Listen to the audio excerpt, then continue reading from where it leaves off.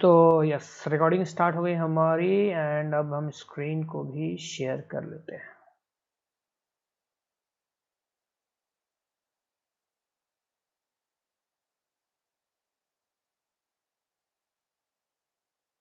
ठीक है, हमने स्क्रीन शेयर भी कर ली यहाँ पे।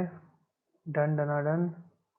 Now guys we will see further कि आगे इसमें क्या क्या है सेशन हाईजैकिंग में। इसको आज कंप्लीट कर देंगे।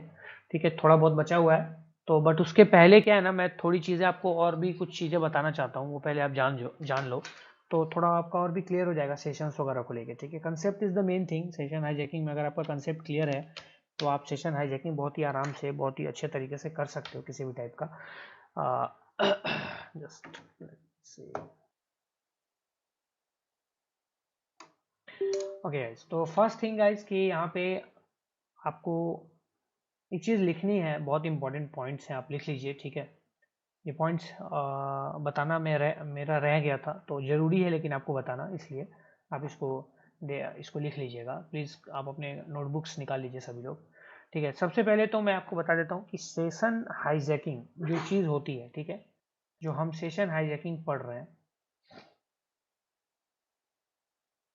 ठीक है, इसका मतलब है हम एक सेशन को हाईजैक कर रहे हैं।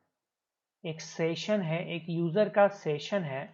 सेशन का मतलब यूजर ऑलरेडी लॉग्ड इन है। ठीक है, याद रखिएगा, सेशन का मतलब होता है यूजर इज ऑलरेडी लॉग्ड इन, तभी सेशन है, अदरवाइज सेशन नहीं है। ठीक है, एक बात हमेशा याद रखिएगा, सर्वर जो है,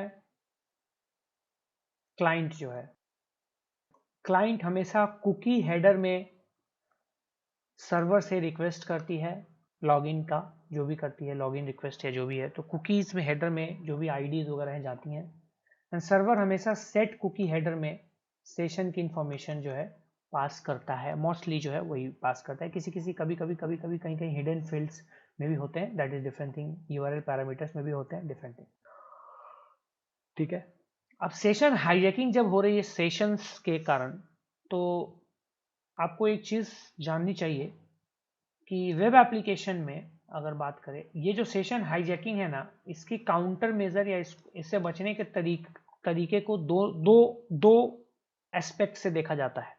पहला एस्पेक्ट होता है गाइस साइबर साइबर सिक्योरिटी के एस्पेक्ट से, और दूसरा होता है वेब डेवलपमेंट के एस्पेक्ट से। ठीक है, साइबर सिक्योरिटी के एस्पेक्ट से इसके अलग अलग तरीके के वो हैं, काउंटर मेजर्स हो गए, अलग अलग काउंटर मेजर्स हो गए, एंड वेब डेवलपमेंट में अलग अलग काउंटर मेजर्स हो गए। ठीक है, अब वेब एप्लीकेशंस के अगर हिसाब से देखा जाए तो गाइज वेब एप्लीकेशन में यूजर एक्सेस होता है, एक यूजर एक्सेस।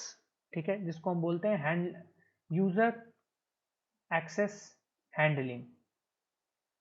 ठीक है, यूजर एक्सेस हैंडलिंग होती है।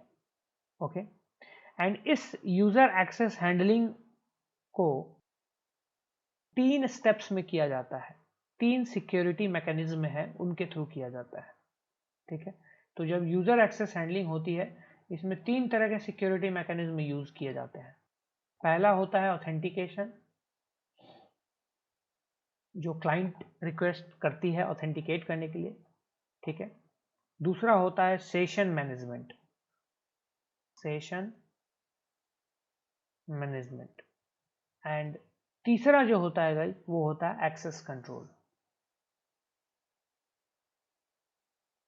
बस, ये ऑथेंटिकेशन और क्लाइंट के लॉगिन करने से पहले की चीज़ है, लॉगिन जैसे करता है तब की चीज़ है। लॉगिन होने के बाद सेशन मैनेजमेंट होती है, एंड उसके बाद एक्सेस कंट्रोल होता है कि यूज़र को क्या क्या एक्सेस करने का पावर है, अधिकार है या राइट है या प्रिविलेजेस हैं, क्या क्या एक्सेस किस तरीके से एक्सेस कर सकता है, कौन कौन सी जो है वो पाथ को एक्सेस कर सकता है, क्या क्या रिसोर्सेज एक्सेस कर सकता है, ये सारी चीज़ें। ठीक है, तो ये 3 तरीके होते हैं। अब इसी में जो सेशन मैनेजमेंट है, इसी के अंदर हमारी सेशन हाईजैकिंग जो है, अटैक, वो काम करती है।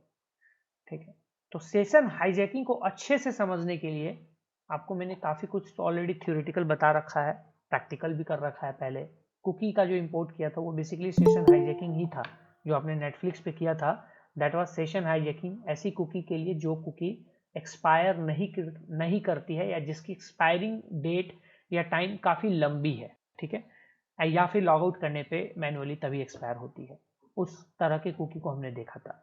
हम एक और तरीके से, एक और हम एग्जांपल में समझेंगे प्रैक्टिकली थोड़ी देर में। तो अब देखो, अब यहाँ पे सेशन हाईजैकिंग को और भी अच्छे समझने के लिए मैं समझाना चाहता हूँ आपको कि सेशन मैनेजमेंट कैसे किया जाता है। कोई भी सेशन मैनेजमेंट क्यों किया जाता है, why session management is necessary. ठीक है, इसको मैं लिखाऊंगा बट थोड़ा सा इसको पहले मैं नॉर्मली लेमन में समझा देता हूँ। कोई भी वेब एप्लीकेशन सर्वर होता है, ठीक है, कोई भी एक सर्वर हो गया fb.com, ठीक है, इस सर्वर के पास जनरली क्या होता है गाइस कि मतलब लाखों रिक्वेस्ट्स आती हैं by lakhs of thousands of lakhs of users real time में। अब आपने facebook.com को रिक्वेस्ट भेजा, आपके साथ साथ लाखों और यूजर्स भी तो भेज रहे हैं ना, एक आप ही थोड़ी ना हो। इसमें से कुछ यूजर ऑथेंटिकेटेड होते हैं, यानी कि कुछ यूजर क्या होते हैं, ऑथेंटिकेटेड होते हैं, कुछ गेस्ट होते हैं, कुछ गेस्ट यूजर्स होते हैं जो लॉगिन, जिनके पास लॉगिन आईडी पासवर्ड नहीं होता है, वो बस ऐसे ही गेस्ट के तौर पे विजिट करते हैं, ठीक है, उस वेबसाइट को। या फिर एक ऑथेंटिकेटेड होते हैं जिनके पास यूजर नेम पासवर्ड होता है, ठीक है। तो यहाँ पे अब ऑथेंटिकेटेड एंड गेस्ट, यहाँ पे ऑथेंटिकेटेड है एंड गेस्ट यूजर्स है, सबके रिक्वेस्ट आ रहे हैं सर्वर पे, ठीक है, everyone is sending the request. अब मान लो ये तो गेस्ट है, चलो ये ऑथेंटिकेटेड है। अब गेस्ट हो या ऑथेंटिकेटेड हो, सर्वर को तो सबको ना हैंडल करना है, सबको रिस्पॉन्स करना है, रिस्पॉन्स देना है, सबको हैंडल करना है, सब चीजें मैनेज करनी है उसको। तो अब हर किसी को कैसे मैनेज कर पाएगा, अब मान लो कैसे पहचानेगा कि कौन सी यूजर का कौन सा रिक्वेस्ट है, कौन से यूजर ने क्या रिक्वेस्ट भेजा है। तो इसी को सही से एग्जीक्यूट करने के लिए, यूजर्स को मैनेज करने के लिए, लाखों रिक्वेस्ट को मैनेज करने के लिए बनाया गया सेशंस। एंड इस सेशंस को डिफरेंशिएट करने के लिए बनाया गया सेशन आईडी, जो कि हर एक सेशन, हर एक यूजर को दिया गया, हर एक रिक्वेस्ट को दिया गया। और इस सेशन आईडी को स्पेशली मैप करने के लिए एक पर्टिकुलर सेशन पे क्रिएट किया गया token for security purpose, tokens, ठीक है। बस सेशन आईडी है मान लो, तो कोई भी दूसरा यूजर क्या होगा कि एक सेशन आईडी को उसको पता चल जाती है तो वो कुछ कर सकता है, उसमें मलिशियस वर्क कर सकता है। तो इसलिए टोकन्स को जनरेट किए गए एंड ये टोकन्स बार बार चेंज होते हैं जनरली, ठीक है। जब ये जो टोकन्स है ये जनरली कौन प्रोवाइड करता है, सिंपली ये क्लाइंट को मिल जाता है टोकन, क्लाइंट को टोकन मिलता है ये। तो अब इसको कैसे, इसको थोड़ा हम पर्टिकुलर, इसको हम अच्छे से अरेंज्ड वे में समझते हैं। इसको थोड़ा लिख लीजिए फटाफट, आप लोग थोड़ा फास्ट लिखिएगा, ठीक है, जल्दी।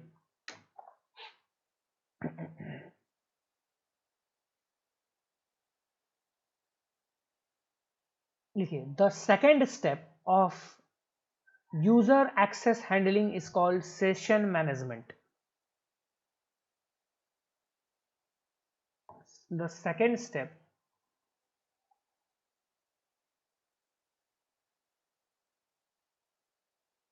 the second step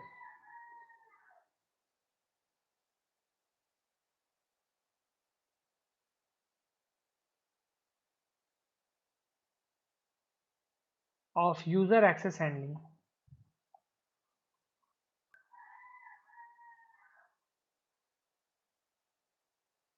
the second step of user access handling is called session management.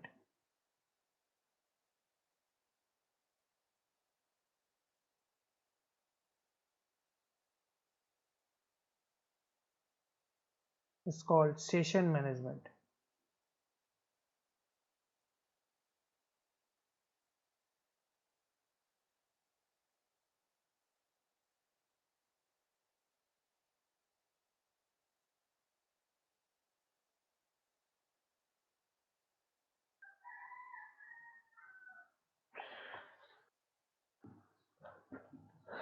It's called session management, ठीक है।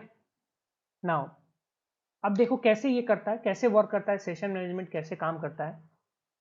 After successfully log in to a web application, लिखिए, after successfully log in to a web application,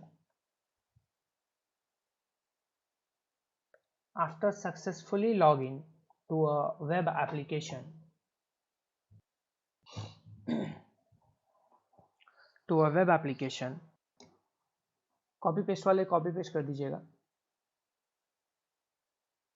The user access different pages and functions. The user access different pages and functions on the website.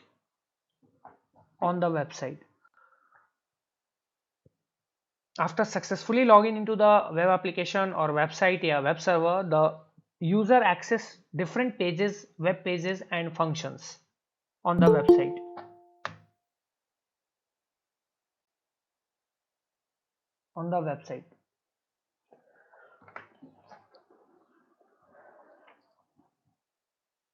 Making a series of HTTP requests from his browser. Making a series of HTTP requests. Making a series of HTTP requests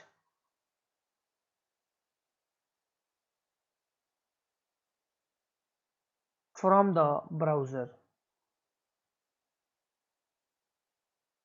From the browser.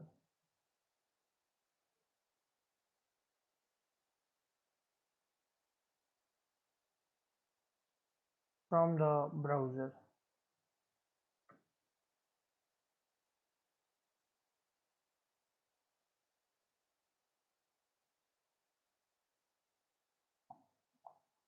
ठीक है. At the same time, okay, at the same time,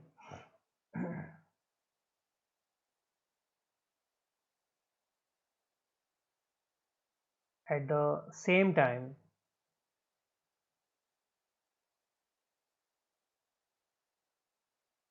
the web application या the website receives countless other requests from different users. At the same time, the web application receives countless other requests from different users.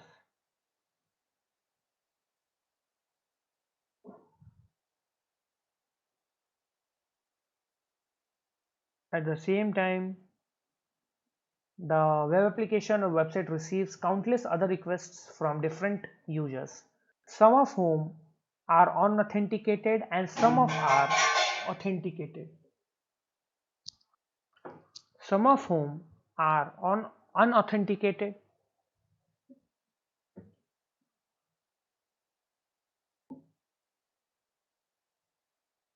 some of whom are unauthenticated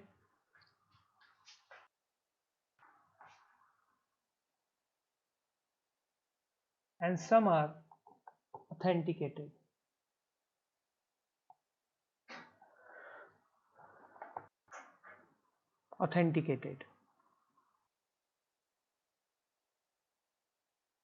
ठीक है, आगे लिखिए. To enforce effective access control. To enforce effective access control,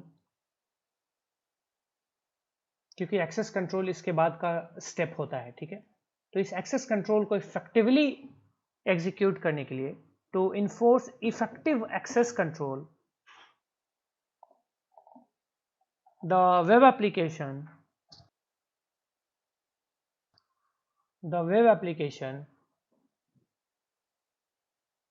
needs a way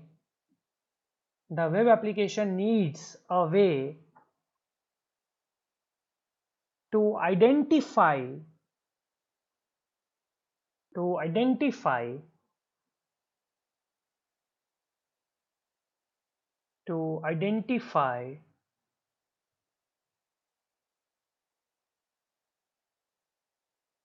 and process the series of requests. To identify and process the series of requests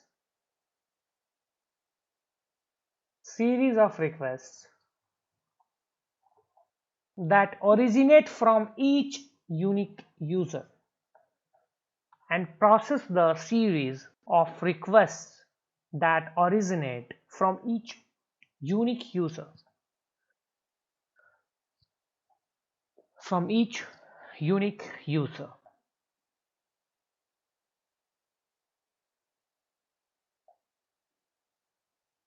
ठीक है, फिर से repeat कर देता हूं. At the same time, the application receives countless other requests from different users, some of whom are authenticated, some are unauthenticated or anonymous, you can write. To enforce effective access control, the application needs a way to identify and process the series of requests that originate from each unique user. ठीक है, okay, आगे लिखिए. Virtually all web applications virtually all web applications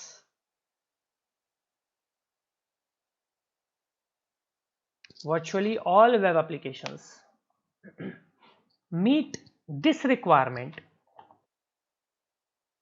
Virtually all web applications meet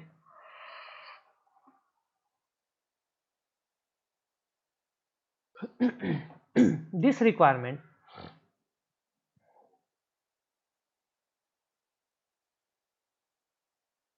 by creating a session for each user. जितने भी web application है ये क्या करते हैं, एक सेशन क्रिएट करते हैं for each user. Virtually all web applications meet this requirement by creating a session for each user and issuing the user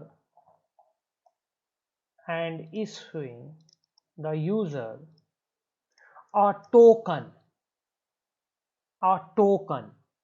to identify the session, जिसको हम सेशन टोकन भी बोलते हैं, अगर आप लोगों ने सुना होगा तो. ठीक है, एक सेशन तो होती है, सेशन टोकन्स भी होते हैं, तो हम इसी को टोकन, यही टोकन होता है. लिखिए.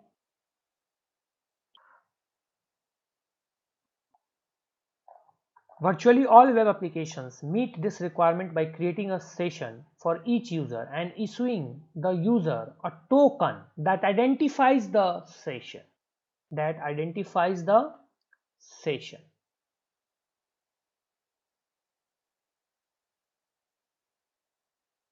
ठीक है, that identifies the session. Session के बारे में भी लिख लीजिए एक लाइन डेफिनेशन, अगर आपको कोई पूछे तो. देखिए, the session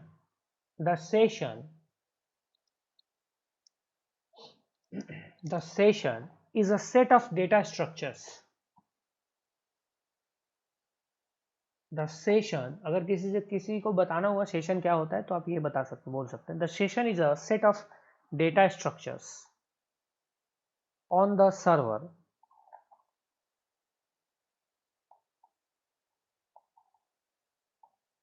the sessions are set of data structures on the server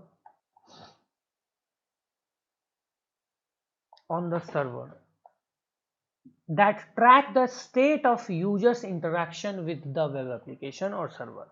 That tracks the state of users interaction with the web application. ठीक है, ये सेशन के बारे में हो गया. टोकन के बारे में भी बता देता हूँ, डेफिनेशन टाइप. फिर से लिख लीजिए. The session is a set of data structure on server that tracks the state of users interaction with the web application.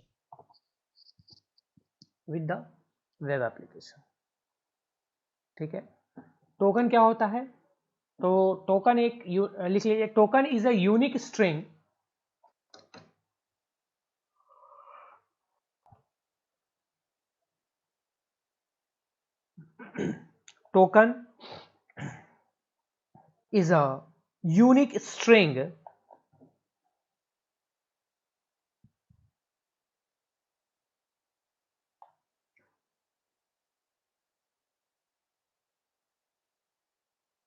token is a unique string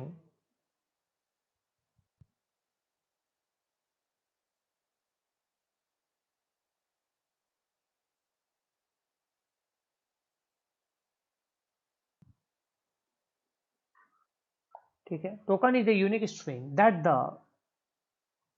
web application maps to the session, maps to the session.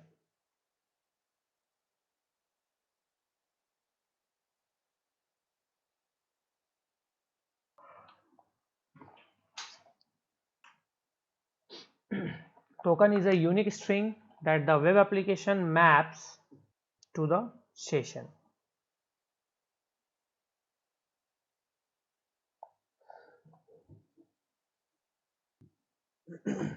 Maps to the session. लिखिए आगे, when a user receives a token, when a user receives a token, when a user receives a token,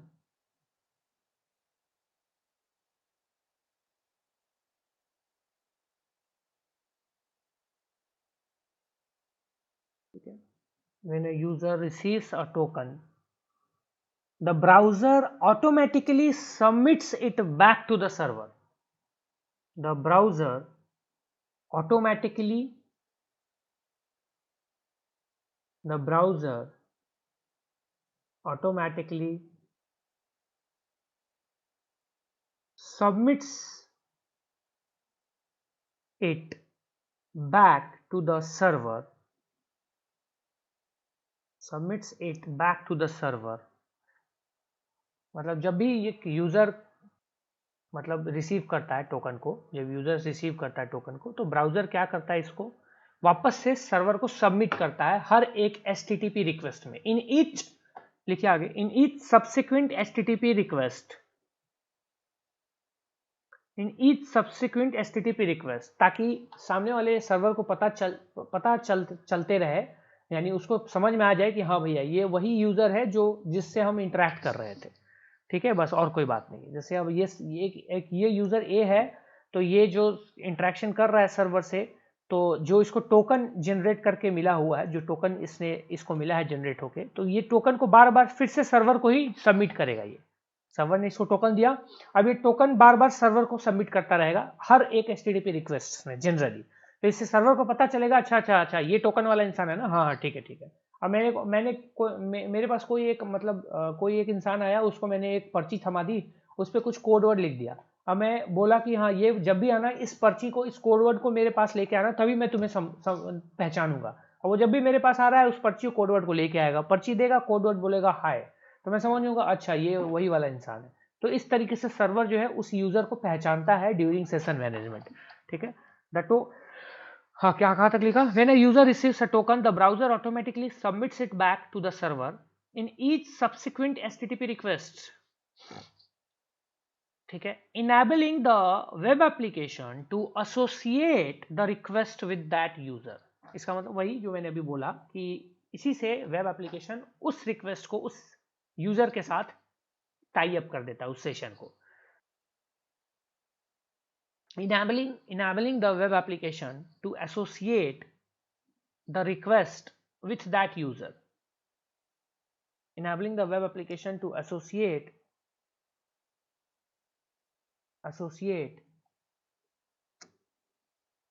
that request with the user, या the request with that user,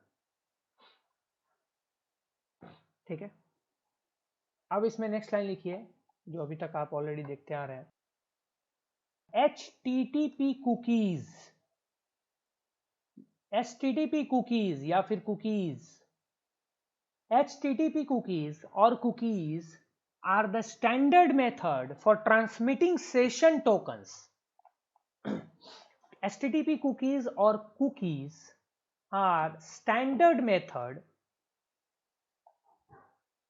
in transmitting the session tokens.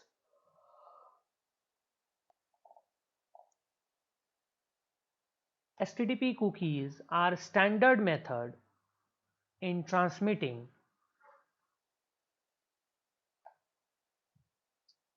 the session tokens. The session tokens, ठीक है। Although but still, ऐसे भी लिख सकते हो, although, या फिर लिख सकते हो but still many web application also use hidden form fields, many web application also use hidden form fields और URL query string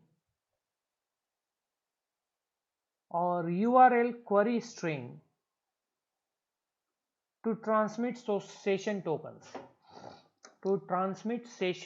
tokens, बहुत सारे web application URL query strings में भी पास करते हैं सेशन टोकन्स को, या कोई भी हिडन फॉर्म फील्ड होता है कभी कभी उसमें भी हो जाता है हिडन फील्ड्स में। एंड जनरली जो है HTTP कुकीज जो है वो यूज होती है, जनरली HTTP कुकीज ही उस काम को करती है, ठीक है। ठीक है, लिखिए आगे। If a user does not make a request, if a user does not make a request with web application, if a user does not make a request with the web application for certain amount of time, if a web application, sorry, if a user does not make a request, if a user does not make a request to the web application for a certain number of time, या certain amount of time, the session is ideally expired. The session is ideally expired. The session is ideally expired. The session is ideally expired.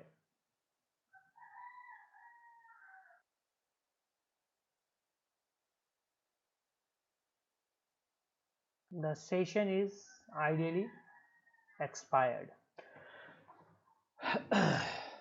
ठीक है, तो session जो है वो ideally क्या होगा, expire हो जाएगा, जनरली जो है वो एक्सपायर हो जाएगा। जैसे अगर किसी भी तरह का, मान लो आपका बैंकिंग पोर्टल है, किसी भी तरह के आप बैंकिंग पोर्टल में जाते हैं जनरली, मान लो ये HDFC बैंक में है, ठीक है, पोर्टल में है, मान लो यहाँ पे,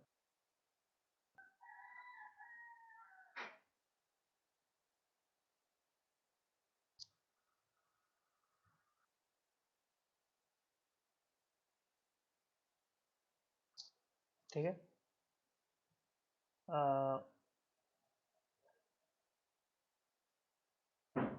चलो ये मान लो HDFC में है, यहाँ पे हम, यहाँ पे पहले मैं एक बार क्या करता हूँ, वर्कशूट वाली इसको ऑफ है ना ये।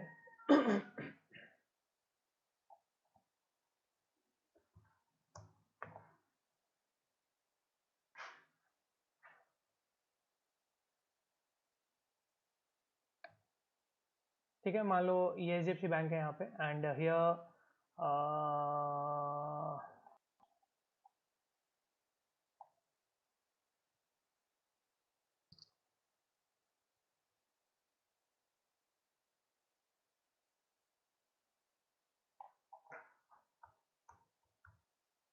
मैंने यहाँ नेट बैंक, मैं यहाँ पे नेट बैंकिंग में लॉगिन कर रहा हूँ, ठीक है। मान लो मैंने नेट बैंकिंग में यहाँ पे लॉगिन कर दिया, एंड ये पासवर्ड क्या था,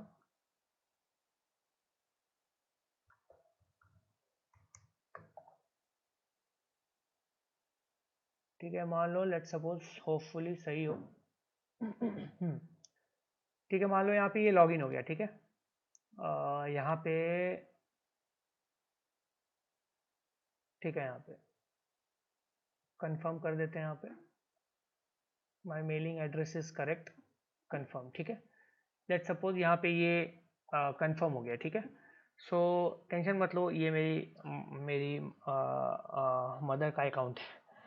तो यहाँ पे हम यहाँ पे लॉगिन हो चुके हैं। अब यहाँ पे हम कुछ नहीं कर रहे हैं, क्योंकि कुछ करना भी नहीं है, कुछ दिखाना नहीं है आपको।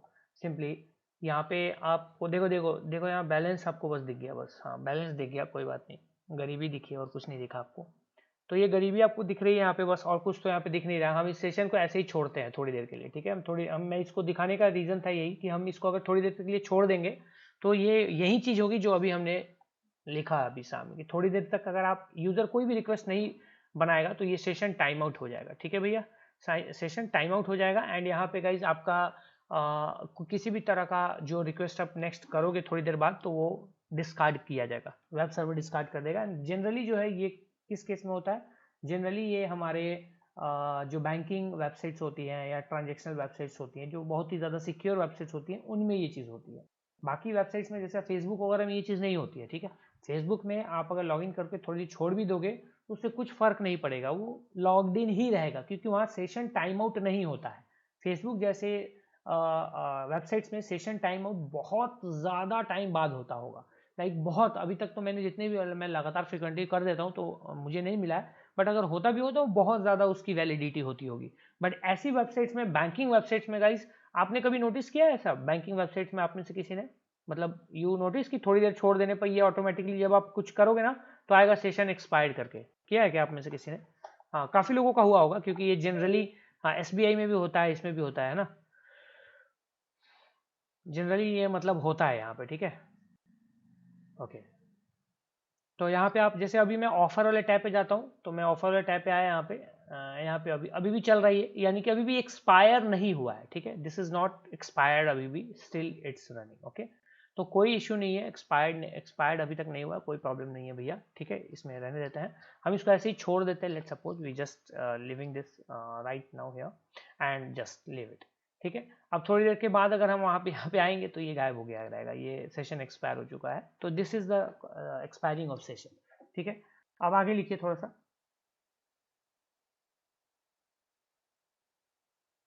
आगे लिखिए। The session management mechanism, the session management mechanism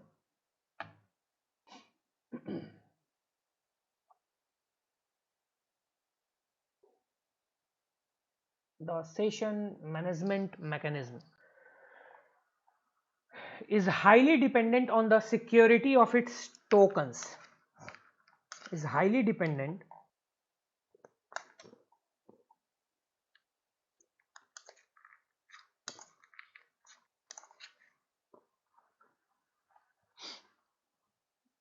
dependent on the security of its tokens,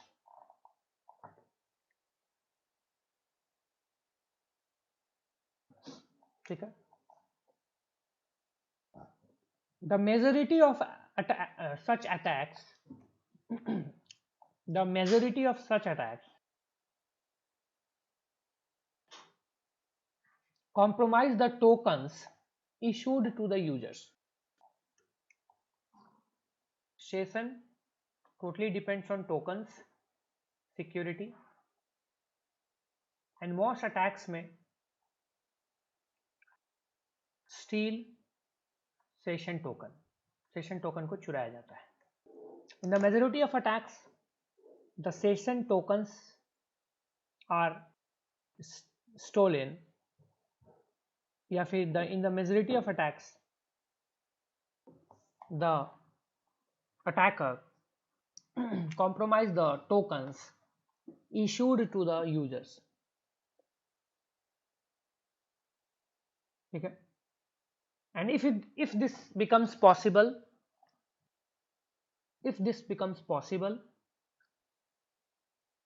an attacker or a hacker can authenticate himself or herself. If this is possible, an attacker can authenticate themselves to the server as an authenticated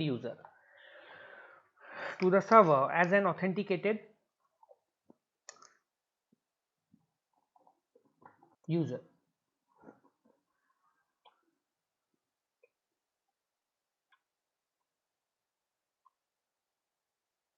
ठीक है।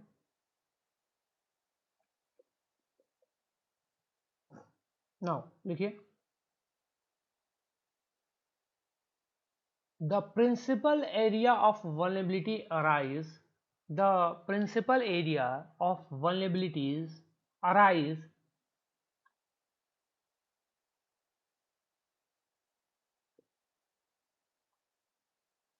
The principal areas of vulnerability arise from defects in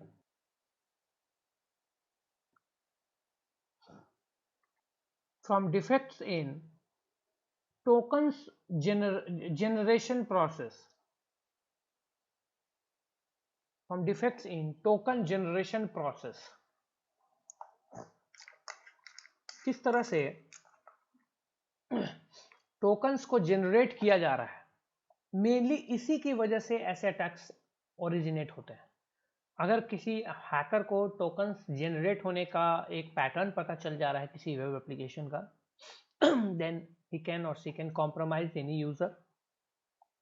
कोई भी user compromise हो सकता है, या किसी भी तरह का कोई वल्नरेबिलिटी हो जाता है, किसी भी तरह का कोई वल्नरेबिलिटी उसमें आ जाती है, तो उसकी वजह से भी ये चीजें हो सकती है। तो इस तरीके से सेशंस हमारे एंड टोकन्स जो हमारे ये होते हैं, काम करते हैं, एंड फिर उसको कॉम्प्रोमाइज करने की कोशिश की जाती है। क्लाइंट कभी भी रिक्वेस्ट जब भेजता है तो उसी टोकन को रीसबमिट करता है बैक टू द सर्वर, जो टोकन पहली इंटरेक्शन में उसको सर्वर से मिला होता है। ठीक है, पहली बार जब क्लाइंट किसी वेब एप्लीकेशन से इंटरेक्ट करता है, first time in the history of his interaction और हर इंटरेक्शन, तो उसको एक टोकन जनरेट करके सर्वर से मिल जाता है। सर्वर बोलता है कि अगली बार से जब आना तो इसी टोकन के साथ आना। बस कभी भी सेशन आईडी, जो बेसिकली लॉगिन सेशन आईडीज होते हैं, वो आपको सर्वर ही भेजती है। याद रखिएगा, सेट कुकी में सर्वर आपको रिस्पॉन्ड करती है, रिस्पॉन्स देती है आपको। ठीक है, एंड इसी रिस्पॉन्स वाली चीज को अगर आपका सेशन है, मान लो अगर सर्वर इसको टाइम आउट फंक्शन के साथ एक कोई टाइम आउट नहीं रखती है, या session time out function use नहीं होता है वेब एप्लीकेशन की तरफ से, ये नहीं, मान लीजिए टाइम आउट रख दिया, अब देखो ये टाइम आउट हो चुका होगा। वेब एप्लीकेशन यहाँ चलते हैं, अकाउंट्स पे क्लिक करते हैं, ये देखो user session timed out, click here to re log in. ठीक है, सेशन एक्सपायर्ड, तो सेशन एक्सपायर हो गया। तो मान लो कि किसी ने 120 सेकेंड का रख दिया टाइम आउट, तो जस्ट 120 सेकेंड के बाद यूजर का सेशन टाइम आउट हो जाएगा, अगर उसने फ्रीक्वेंटली भी 120 सेकेंड में कोई भी रिक्वेस्ट नहीं बनाई है सर्वर से। तो ये टाइम आउट फंक्शन लगाना एक तरह का प्रिकॉशनरी काउंटर मेजर है फ्रॉम द सर्वर साइड, ताकि वो सेशन फिक्सेशन जैसे अटैक से बचा सके। सेशन फिक्सेशन में यही होता है गाइस। चलो एक टर्म और मैं आपको अभी बता देता हूँ। सेशन फिक्सेशन में क्या होता है आपको सीधा समझा देता हूँ। ठीक है, होता क्या है गाइस, अगर आप netflix.com पे हैं, ये इसमें होगा नहीं है, ये वाला वल्नरेबिलिटी इसमें सेशन फिक्सेशन बेसिकली हाँ नेटफ्लिक्स में है, सेशन फिक्सेशन है, क्योंकि इसमें इसका कुछ अलग तरीका है। हालांकि सेशन फिक्सेशन का मतलब थोड़ा और भी अलग हो गया। जैसे मान लो आप netflix.com पे हो, ठीक है, इसमें लॉगिन है कोई यूजर, वैलिड यूजर कोई है, वो लॉगिन है। लॉगिन होने के बाद अगर लॉगिन कुकीज, जो इसको कुकीज है, ठीक है, अगर ये कुकीज किसी यूजर को मिल जाती है, अटैकर को, तो ये सेम कुकी वैल्यू को लॉगिन कुकी वैल्यू जिसको हम बोलेंगे, एक लॉगिन फेक लॉगिन रिक्वेस्ट के अंदर में इंपोर्ट कर देगा वो। ठीक है, इंपोर्ट कहां करेगा, सर्वर के रिस्पॉन्स में, और ये तब कर पाएगा when cookies value not changing. तो ये नेटफ्लिक्स में शायद आपको नहीं ही मिलेगा। ठीक है, may be cookies values not changing. ठीक है, नेटफ्लिक्स में क्या होता है गाइज यहाँ पे, कि अगर इसकी एक कुकीज है, वो आपने कहीं से उठा ली, लाइव कुकीज जिसको बोलते हैं, और उस सेम कुकीज को आपने पेस्ट कर दिया कुकी एडिटर से,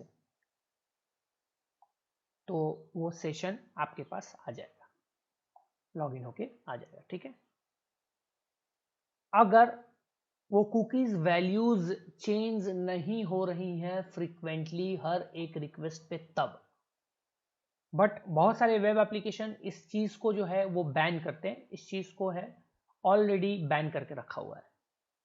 कैसे? सेशन फिक्सेशन अटैक से बचने के लिए। तो उसमें क्या होता है, जब आप किसी वेब एप्लीकेशन में लॉगिन करते हो, ठीक है, एंड लॉगिन जब करते हो तो आपको ये कुकी मिल जाती है। कुकी जब मिल गई, इसको नेक्स्ट टाइम जब किसी दूसरे लॉगिन रिस्पॉन्स में आप पेस्ट करने जाओगे तो एरर आ जाएगी, नहीं होगी लॉगिन, क्योंकि ये सर्वर की सिक्योरिटी मैकेनिज्म है कि जितनी बार लॉगिन आप करोगे उतनी बार कुकीज वैल्यूज में चेंजेस आएंगे।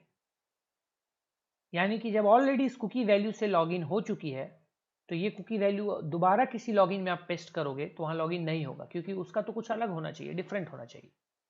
तो ये एक सिक्योरिटी मैकेनिज्म है। एंड इसी तरीके से सेशन फिक्सेशन को हम दूर करते हैं, सेशन फिक्सेशन को हम पैच करते हैं जनरली।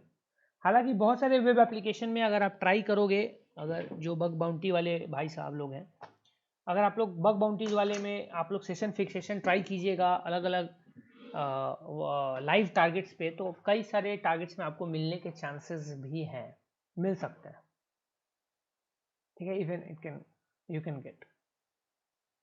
और ये वल्नरेबिलिटी मैंने भी एक बार रिपोर्ट की थी, एक यूआरएल थी आई रोबोटो करके एक कंपनी थी, उसमें ये वल्नरेबिलिटी थी, तो मुझे बकआउट पे 10 पॉइंट मिले थे उसके।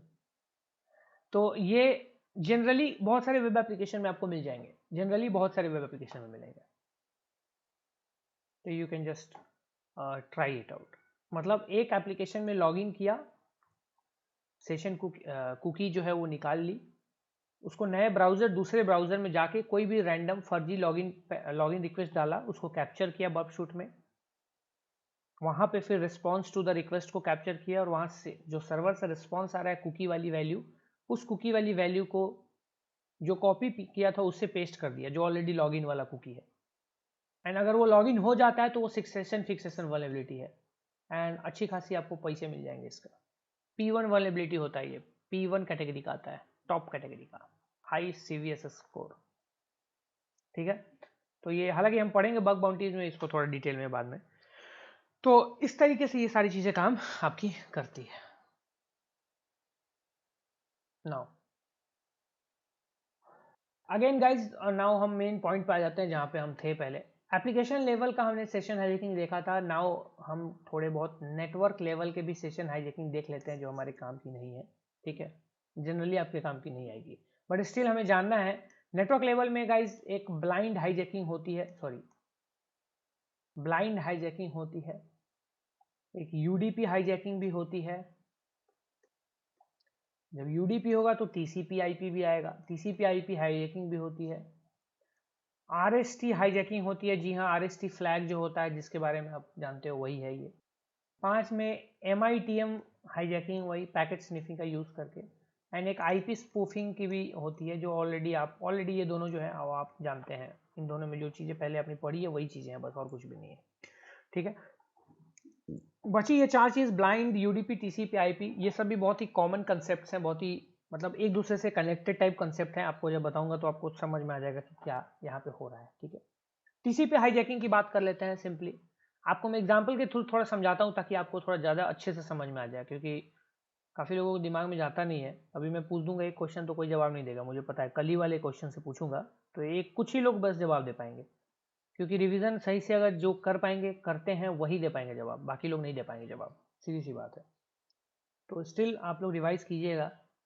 एक टेस्ट तो हुआ था, उसमें आप सबका पता चला था, दूसरा टेस्ट कभी भी हो जाएगा गाइज, एंड आपको उसका आंसर करना पड़ेगा अच्छे से, उसमें मार्क्स लाने पड़ेंगे, क्योंकि दूसरा जो टेस्ट होगा वो थोड़ा सा एक्सपेंडेड वे में होगा, एंड उसमें जो आपको मार्क्स आएंगे वो सिंस मतलब सीरियसली कंसीडर करने वाली होगी, और उसके बेसिस पे बहुत कुछ डिसाइड करेगा, आपके आगे का जो भी है डिसाइड करता है वो, ठीक है।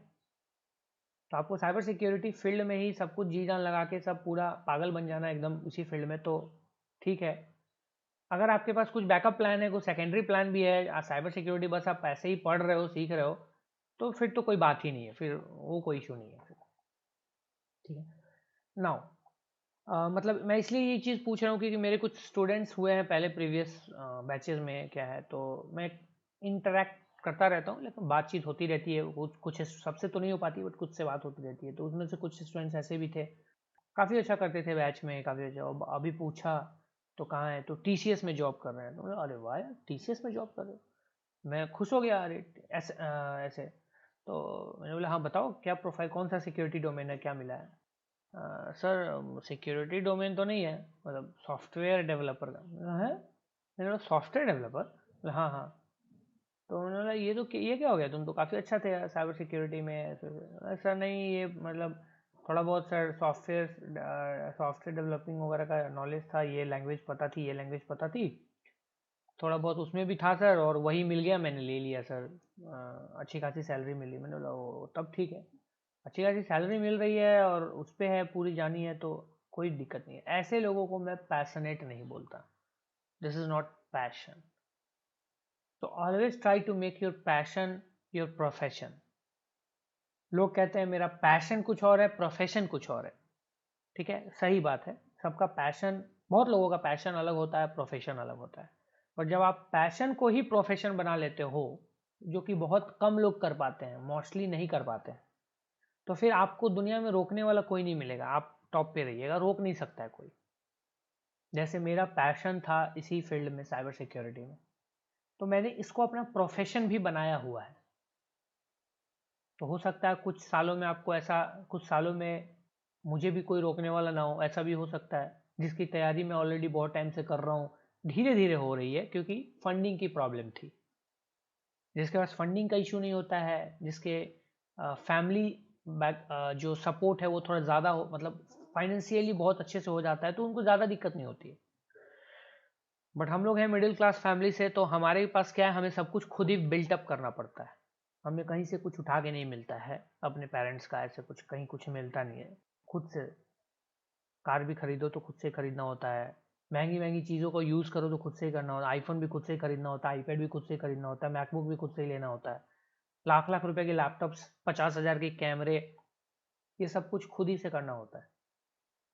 ठीक है, मेरे अभी जो डेस्क पे मैं बैठा हूँ, इस डेस्क पे बस यहाँ आसपास में ही 5 लाख की चीज़ें हैं, 5 lakhs की चीज़ें हैं, बस गैजेट्स की मैं बात करूँ, बाकी चीज़ें छोड़ दो।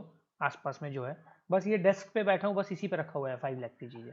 तो ये चीज़ें किसी किसी के किसी ने दिए नहीं है मुझे, किसी से मिले नहीं है मुझे, किसी ने मुझे दान में नहीं दिए, मैंने खुद से अपने बलबूते, अपने मेहनत पे, अपने हार्डवर्क, अपने टाइम, अपने पैशन, डेडिकेशन के कारण अर्न किए। तो ये चीज़ें आप भी बोलना चाहते हो, मुझे पता है, हर कोई, हर एक इंसान, स्टूडेंट बोलना चाहता है अपने लिए। कोई भी नहीं चाहता कि पापा के पैसे लेके और चीज़ों को खरीद के और उस पर इतराओ। ठीक है, आपके पापा हैं, पेरेंट्स हैं, वो दे रहे हो, आप ही का पैसा है, कोई कोई इशू नहीं है, लेकिन एक्चुअली वो आपका नहीं है, वो तो आप ले रहे हो ना। ठीक है, आप जब खुद से अपनी अर्निंग का कुछ कर पाओगे ना, तो एक अलग लेवल की खुशी मिलेगी, क्योंकि वो मैंने एक्सपीरियंस किया हुआ है। चाहे आपके पेरेंट्स कितने भी सपोर्टिव हो, बट जब खुद का 1 रुपये का भी कोई सामान खरीदोगे, तो आपको उसकी केयर, आपको उसकी इंपॉर्टेंस समझ में आ जाएगी। तो उस लायक बनने के लिए ना, आपके अंदर वो पैशन को प्रोफेशन बनाने की भी क्षमता होनी चाहिए। नहीं होगी तो फिर बहुत मुश्किल है। हालांकि बहुत लोग जॉब वॉब करके भी बिना पैशन को प्रोफेशन बनाए भी बहुत अच्छा पैसा कमा लेते हैं, बट सेटिस्फैक्शन नहीं होगी, कभी नहीं होगी सेटिस्फैक्शन। लिख के रख लो, कितना भी बड़ा एम्प्लॉय होगा, इस कुछ लोगों को छोड़ दो। देखो, एक्सेप्शन हर केस में होता है, कितना भी बड़े कंपनी का, कितना भी बड़ा एम्प्लॉय, कितने भी हायर पोजीशन पे हो, लाख रुपए महीना का कमाता हो, 2 लाख महीने का कमाता हो, बट क्या सेटिस्फैक्शन है उसके अंदर, नहीं होगी।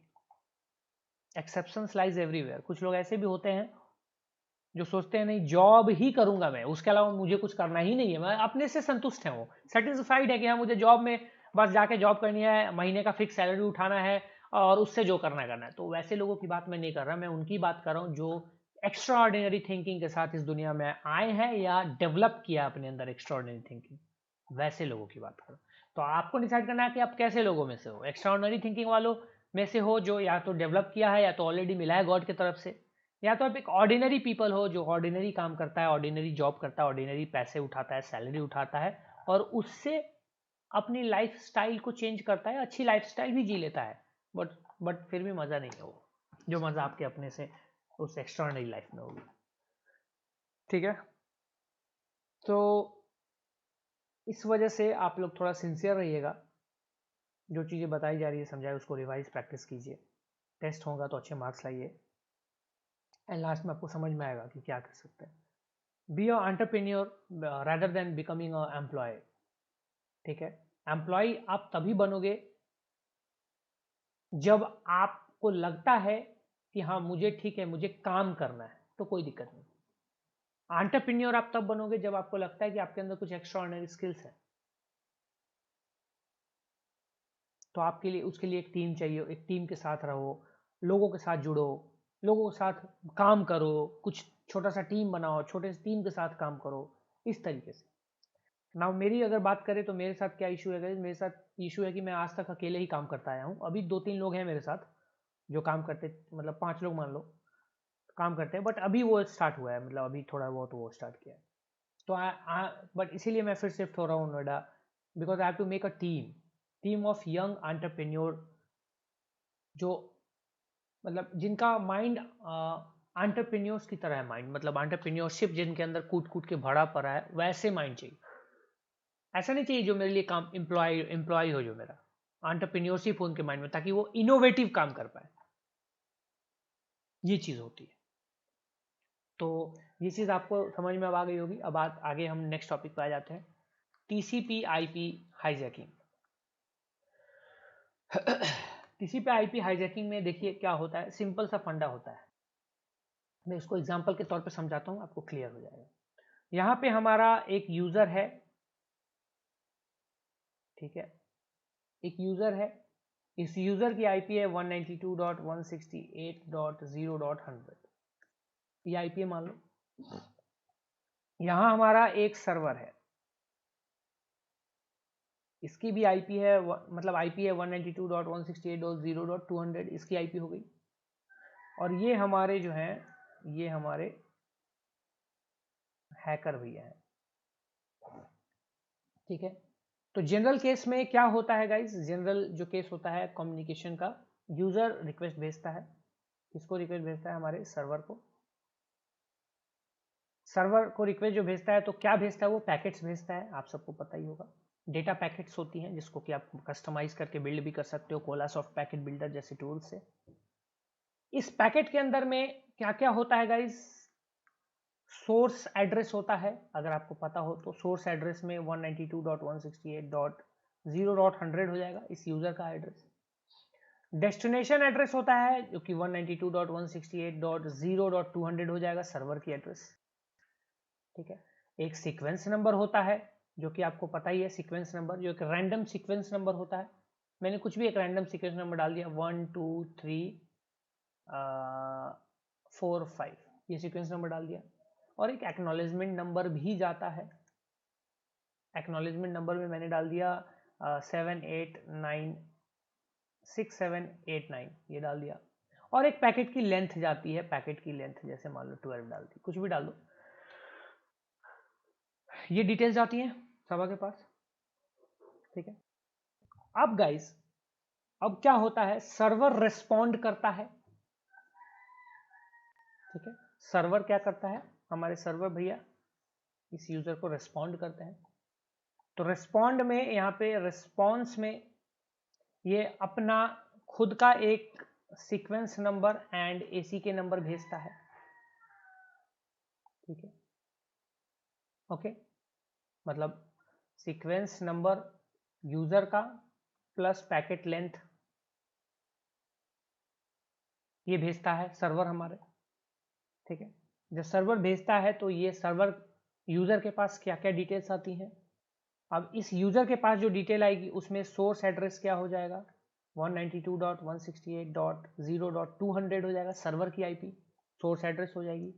डेस्टिनेशन एड्रेस यूजर का हो जाएगा, क्योंकि सर्वर भेज रहा है तो चेंज हो जाएगा, अपोजिट हो जाएगा, ठीक है भैया। सीक्वेंस नंबर, फिर से यहाँ पे सीक्वेंस नंबर किसकी हो जाएगी, जो सीक्वेंस नंबर सर्वर भेज रहा है। मान लो मैं लाइक सीक्वेंस नंबर में कुछ भी डाल देता हूँ, लाइक ये विक्टिम का सीक्वेंस नंबर ऑफ यूजर, तो यहाँ पे ये क्या हो जाएगा, 6789 हो जाएगा। जैसा कि हम सब जानते हैं जो एक्नॉलेजमेंट होता है यहाँ पे आपने भेज दिया सीक्वेंस नंबर, फिर यहाँ पे एक एक्नॉलेजमेंट नंबर भी यहाँ पे भेज देगा। एक्नॉलेजमेंट नंबर में यहाँ पे गाइस 1 2 3 4 5 6 7 कुछ भी भेज दिया यहाँ पे फिलहाल के लिए, और एक पैकेट लेंथ भेज दिया यहाँ पे एनीथिंग। मतलब ये डिटेल्स कुछ आते हैं, मतलब कहने का मतलब ये वैल्यू पे मत जाना, ये मैं ऐसे ही डाल रहा हूँ। Sequence number sorry source destination sequence acknowledgement और लेंथ जो भी है वो आ जाती है। अब हैकर क्या करता है, नेक्स्ट सीक्वेंस नंबर को प्रिडिक्ट करता है इस सर्वर के। ये वही चीज है जो प्रिडिक्शन वाली चीज मैंने बताई थी, नेक्स्ट सीक्वेंस नंबर को प्रिडिक्ट करता है एंड आईपी को predicts next sequence number and spoof the IP, spoof IP और तब एंड कनेक्ट टू सर्वर।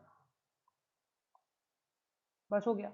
अब स्पूफ करता आईपी तो इसकी सोर्स आईपी क्या हो जाएगी 192.168.0.100 यूजर की आईपी, डेस्टिनेशन आईपी सेम रहेगी, लास्ट में 200 सर्वर की आईपी हो जाएगी। फिर से सीक्वेंस नंबर जो गेस्ड सीक्वेंस नंबर होगा, गेस्ड सीक्वेंस नंबर या प्रिडिक्टेड वो हो जाएगी, एक एक्नॉलेजमेंट नंबर हो जाएगी एंड फिर यहाँ पे डेटा लेंथ हो जाएगा पैकेट लेंथ, एंड ये फिर इससे कांटेक्ट कर पाएगा, कम्युनिकेट कर पाएगा, सिंपल सा चीज। बस यही होता है टीसीपी आईपी हाईजैकिंग में। ऑलरेडी आपने पढ़ा हुआ था इसके कंसेप्ट को, ऑलरेडी मैंने आपको बताया हुआ था, सेम चीजें हैं, नथिंग दैट मच डिफरेंट। बस दैट्स इट, खत्म। ठीक है। उसी तरीके से गाइस टीसीपी आईपी के बाद एक आरएसटी हाईजैकिंग भी होती है। आरएसटी हाईजैकिंग में सिंपली क्या होता है, हैकर जो है ना विक्टिम के कनेक्शन को ही टर्मिनेट कर देता है, रीसेट करवा देता है बस यही होता है आरएसटी हाईजैकिंग में, विक्टिम के मतलब कनेक्शन को टर्मिनेट कर देता है हैकर। टर्मिनेट कैसे करेगा आपको समझ में आ गया होगा। अब इसी में आरएसटी को मैं आपको इसी में हम आरएसटी को मैं आपको समझा देता हूँ बहुत ही नॉर्मल तरीके से। यहाँ से फिर से रिक्वेस्ट भेजेगा, ये इसको रिस्पॉन्ड करेगा आरएसटी वाले केस में। ठीक है, यहाँ पे रिक्वेस्ट जब और रिस्पॉन्स ये सब चीजें चल रही हैं। अब इस केस में क्या हो जाएगा, जो हैकर है ये स्पूफ कर देगा आईपी अपना, स्पूफ आईपी। ठीक है, एंड स्पूफ आईपी किसका करेगा, ये सर्वर का आईपी स्पूफ करेगा इस बार, एंड इसका आईपी हो जाएगा 192.168.0.200। इस बार यूजर का आईपी स्पूफ नहीं हो रहा है, सर्वर का ही आईपी स्पूफ कर दिया बस। और इस केस में अटैकर एसीके नंबर जो होता है उसको प्रिडिक्ट कर लेता है। मतलब सर्वर अगर कोई एसीके नंबर भेज रही है यहाँ पे, जैसे मान लो सर्वर ने ये एसीके नंबर भेजा ये वाली, तो ये एसीके नंबर को ये हैकर जो है प्रिडिक्ट करता है। ठीक है, एंड जब प्रिडिक्ट करेगा इंट्रूडर करके टूल भी आता है, बहुत सारे टूल्स आते हैं जनरली, उन सब टूल से बेसिकली प्रिडिक्शंस वगैरह किए जाते हैं। हालांकि इट्स नॉट करेक्ट ऑलवेज, पर ठीक है, थोड़ा बहुत गेसिंग चलता है। फिलहाल के लिए ये एसीके को प्रिडिक्ट कर लेता है, एंड जब एसीके को प्रिडिक्ट कर लेगा ना, तो ये जो हैकर है भैया ये आरएसटी पैकेट भेज देता है इस यूजर को। बस जैसे आरएसटी पैकेट भेजेगा, यूजर को लगेगा ये आरएसटी पैकेट सर्वर की तरफ से आ रहा है, और जब सर्वर की तरफ से आएगा तो बोलेगा आप तो सर्वे सर्वर हैं, आप तो भगवान हैं, आप जो बोलेंगे वही होगा, और बेचारे को अपने कनेक्शन को टर्मिनेट करना पड़ जाता है, अनइंटेंशनली टर्मिनेशन हो जाती है। बस यही चीज होती है। तो ये सिंपल सा फंडा था, that is of RST hijacking. कुछ नहीं है गाइज, ये बस मैं आपको एग्जांपल मतलब आपका नॉलेज के लिए बस थोड़ा बहुत बता दे रहा हूँ कि आपके पास टर्म्स कम से कम हो तो आपको कुछ ज़्यादा नॉलेज रहेगा।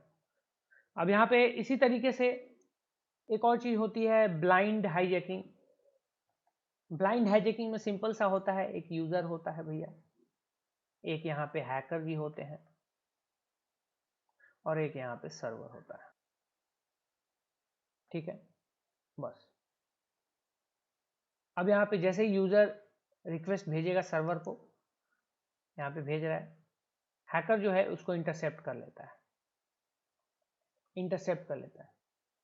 इंटरसेप्ट करके इसमें हैकर जो है वो मलिशियस डेटा इंजेक्ट कर देता है। इसके लिए सेम नेटवर्क में होना जरूरी है, याद रखिएगा, जब भी इंटरसेप्ट की स्निफ की बात है तो सेम नेटवर्क समझ जाइएगा।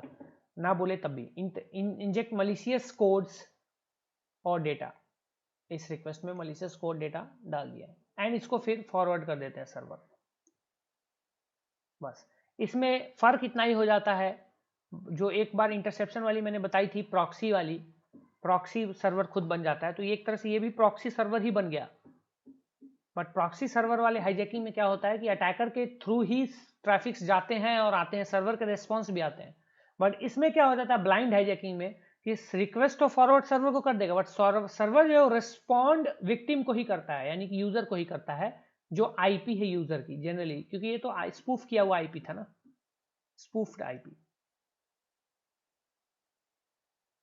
स्पूफ ये आईपी स्पूफ, मतलब आईपी स्पूफ ना भी अगर करो यहाँ पे इस केस में तो आपका काम चल जाएगा, क्योंकि बस इसको फॉरवर्ड करना है बस, तो ये फॉरवर्ड कर दे रहा है। बट इसको रिक्वेस्ट, यानी ये पैकेट में जो पैकेट फॉरवर्ड हो रही, तो इस पैकेट के अंदर सोर्स एड्रेस तो इस यूजर का ही है, तो ऑब्वियसली इसी को रिप्लाई होगा मिलेगा, तो ये जो है रिप्लाई कर देता है सर्वर। और इस केस में ये जो हैकर है can not see the response, can not see the response, forward कर सकता है बस रिस्पॉन्स नहीं देख सकता है, ये ब्लाइंड इसीलिए इसको कहा जाता है, इसलिए ये ब्लाइंड हाईजैकिंग है, इसका कोई रोल नहीं है, मतलब जनरली कोई फायदा नहीं है इसका। आप खुद सोचो ना, रिक्वेस्ट बस फॉरवर्ड कर दिया।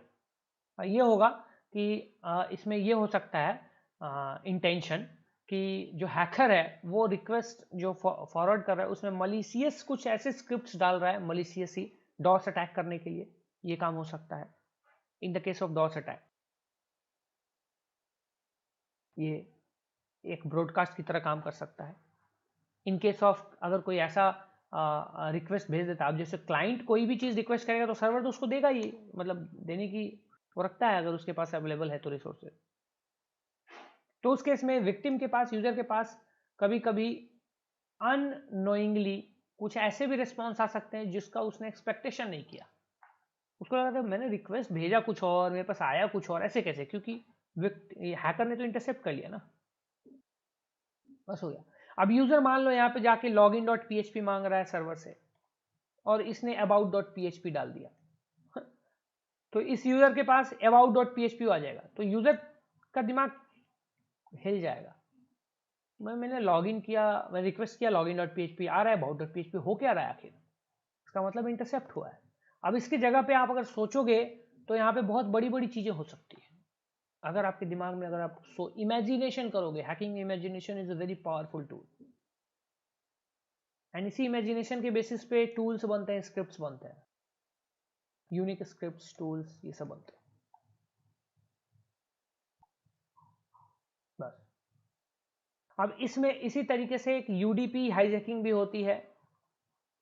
यूडीपी हाईजैकिंग में भी सिमिलर चीज है, सिमिलर स्टोरी है, यूजर है यहाँ पे हमारा सर्वर है, थोड़ा बस तरीका अलग हो गया, एंड यहाँ पे हमारे हैकर है। यूजर क्या करता है, एक यूडीपी रिक्वेस्ट भेजता है सर्वर को, ठीक है, सर्वर रेस्पॉन्ड करता है बट उसको इंटरसेप्ट कर देता है, कौन, हमारा हैकर, इंटरसेप्ट करके इसको स्निफ करना, इसको स्निफ बोल दो, इंटरसेप्ट बोल दो, ठीक है, एंड स्निफ करने के बाद ये रिस्पॉन्स को फोर्ज कर देता है, ये जो अब ये रिस्पॉन्ड करेगा यूजर को, रिस्पॉन्ड विथ मलिशियस डेटा। अब सर्वर से डेटा आ रही है तो भाई जाएगी यूजर के पास, तो ये थोड़ा उल्टा हो जाता है, इसमें क्या हो जाता है, यूजर को उसको इंटरसेप्ट करके सर्वर को रिक्वेस्ट मलिशियस भेजता है, और यूडीपी वाले में क्या होता है, सर्वर से के रिस्पॉन्स को कैप्चर करके यूजर को ही रिस्पॉन्स मलिशियस भेज दिया जाता है। इसमें भी man in the middle attack का ही यूज किया जाता है, इस सारे अटैक्स में man in the middle use किया जाता है guys, MITM is very much important. बस इन सारी चीजों को अच्छे से समझने के लिए भैया मैं आपको कुछ गाइडलाइंस दे देता हूं, आप इस चीज को फॉलो कीजिएगा तो आपको मजा आएगा, ठीक है।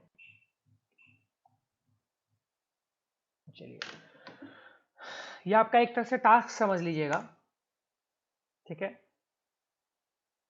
अब यहाँ पे इसको मैं कैसे बोलूं, रिवाइज नहीं बोलूंगा, एक्सप्लोर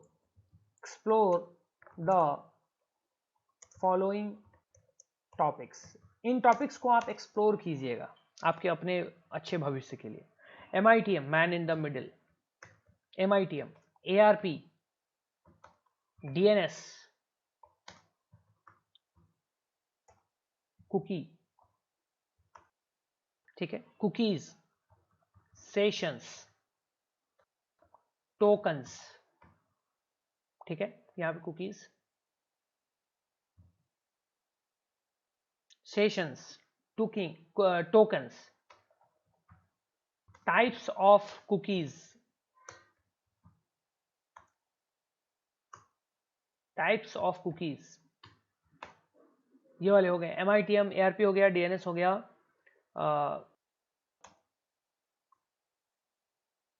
हो गया ARP table,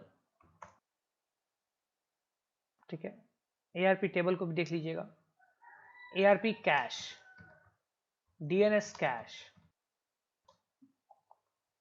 okay, HTTP headers को वापस से रिवाइज कर लीजिएगा, HTTP headers, session hijacking techniques, session hijacking techniques, okay, Bob suit, Bob suit के अभी मैं बताऊंगा, बॉब सूट, बेटर कैप की प्रैक्टिस, बेटर कैप से सेशन हाईजैकिंग वगैरह भी आप कर सकते हैं, हमने किया हुआ था, आपने देखा था, वहाँ पे ARP स्पूफिंग हो गई और वो सब चीज़ें हो गई, ठीक है। You can also use a check OWASP ZAP, but मैं नहीं बोल रहा, इसको छोड़ देते हैं क्योंकि आई डोंट यूज, कुछ खास लगता नहीं है मुझे, ठीक है, तो आप ये कर सकते हैं, ओके। तो ये जो है बेसिकली कुछ टॉपिक्स हैं जो आपको मेरे हिसाब से थोड़े वापस से क्लियर कर लेने चाहिए। हाँ, एक वो तो भूल ही गया मैं, TCP, UDP, ICMP, ठीक है, TCP, UDP, ICMP, ये चीज़ देख लीजिएगा। एक और हैशकैट, पासवर्ड क्रैकिंग में हैशकैट टॉपिक को थोड़ा रिवाइज कीजिएगा, अच्छे से देखिएगा। एक और टूल आती है हाइड्रा, इस टूल को जरूर देख लीजिएगा, मैंने नहीं बताया हुआ है, बट आप इसको प्रैक्टिस एक्सप्लोर कीजिएगा, थोड़ा बहुत इजी होता है यूज करना, इसलिए बता रहा हूँ क्योंकि हाइड्रा जैसे टूल्स का से रिलेटेड क्वेश्चंस आपको CH प्रैक्टिकल एग्जामिनेशंस या OSCP टाइप में आपसे मे भी आपका उसके साथ इंटरेक्शन हो सकता है।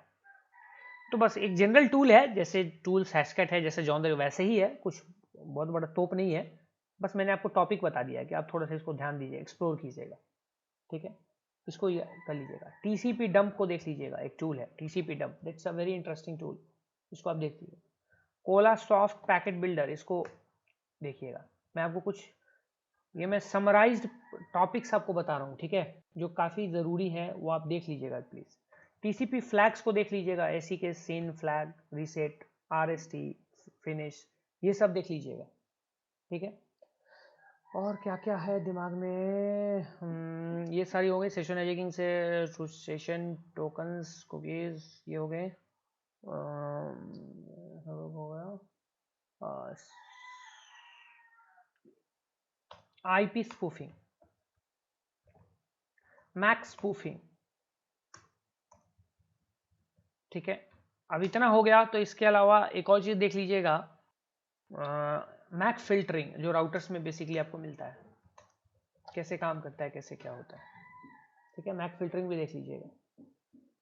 सीक्वेंस नंबर देख लीजिएगा, सीक्वेंस नंबर बोलते हैं जो, या फिर इनिशियल सीक्वेंस नंबर होता है, वो भी देख लीजिएगा, ठीक है। सेशन के बारे में हो गई, हाँ ठीक है, सेशन के बारे में हो गए, सेशन कुकीज वगैरह हो गया, सब कुछ हो गया, और तो कुछ इसमें नहीं है, MITM में RP सब हो गया, सेशन कुकीज हो गया, CSRF एक्सेस, ये सब है, तो ये सब तो हम बाद में देखेंगे, इसकी ज़रूरत आपको नहीं है देखने की, आपको कोई, चलिए बस आई थिंक इतना रहने देते हैं, इतने रहने देते हैं, इसके बाद आप कोई ज़रूरत आपको ऐसा है नहीं, ठीक है, बस इतने टॉपिक्स है जनरली, ये जो टॉपिक्स मैंने आपको बताया, ये टॉपिक्स को स्पेशली आपको फिर से वापस से रिवाइज करके वापस से इसको एक्सप्लोर करना है। एक्सप्लोर करने का मतलब भाई सीधा सीधा समझ लीजिए, एक्सप्लोर करने का मतलब यहाँ पे मैं बोल रहा हूँ कि आपको इन टॉपिक्स को इंटरनेट के थ्रू खोज खोज के नोट्स बनाने, रिसर्च करने, थोड़े थोड़े बहुत उसके बारे में डीप नॉलेज लेनी है, क्योंकि ये काफ़ी इंपॉर्टेंट टॉपिक्स हैं। इनका कंसेप्ट क्लियर है तो आपको हैकिंग में किसी भी चीज़ में कोई दिक्कत नहीं आएगी। हमने जितना चीज़ पढ़ा है वो सबका समराइज टॉपिक है ये, एक तरह से देखा जाए। कुछ और भी चीज़ें हैं, एनमैप वगैरह है और भी चीज़ें, वो सब नॉर्मल केस सिनेरियोज हैं, नॉर्मल है। एनमैप सबको पता है भाई, वो ज़रूरी ही है, करना ही है, वो उसका पार्ट ही है, करेंगे तो वो अलग चीज़ है। ठीक है, बस ओके। अब ये चीज़ हो गई, ये एक टास्क, सिंपल से एक टास्क में ये रहने देता है। एक और टास्क मैं आपको देता हूँ, use Hydra to crack password. ठीक है, एक ये टास्क है, कीजिएगा, ट्राई कीजिएगा जितने जितने लोगों से जो भी हो जाए। ठीक है, ये एक टास्क है, यूज हाइड्रा।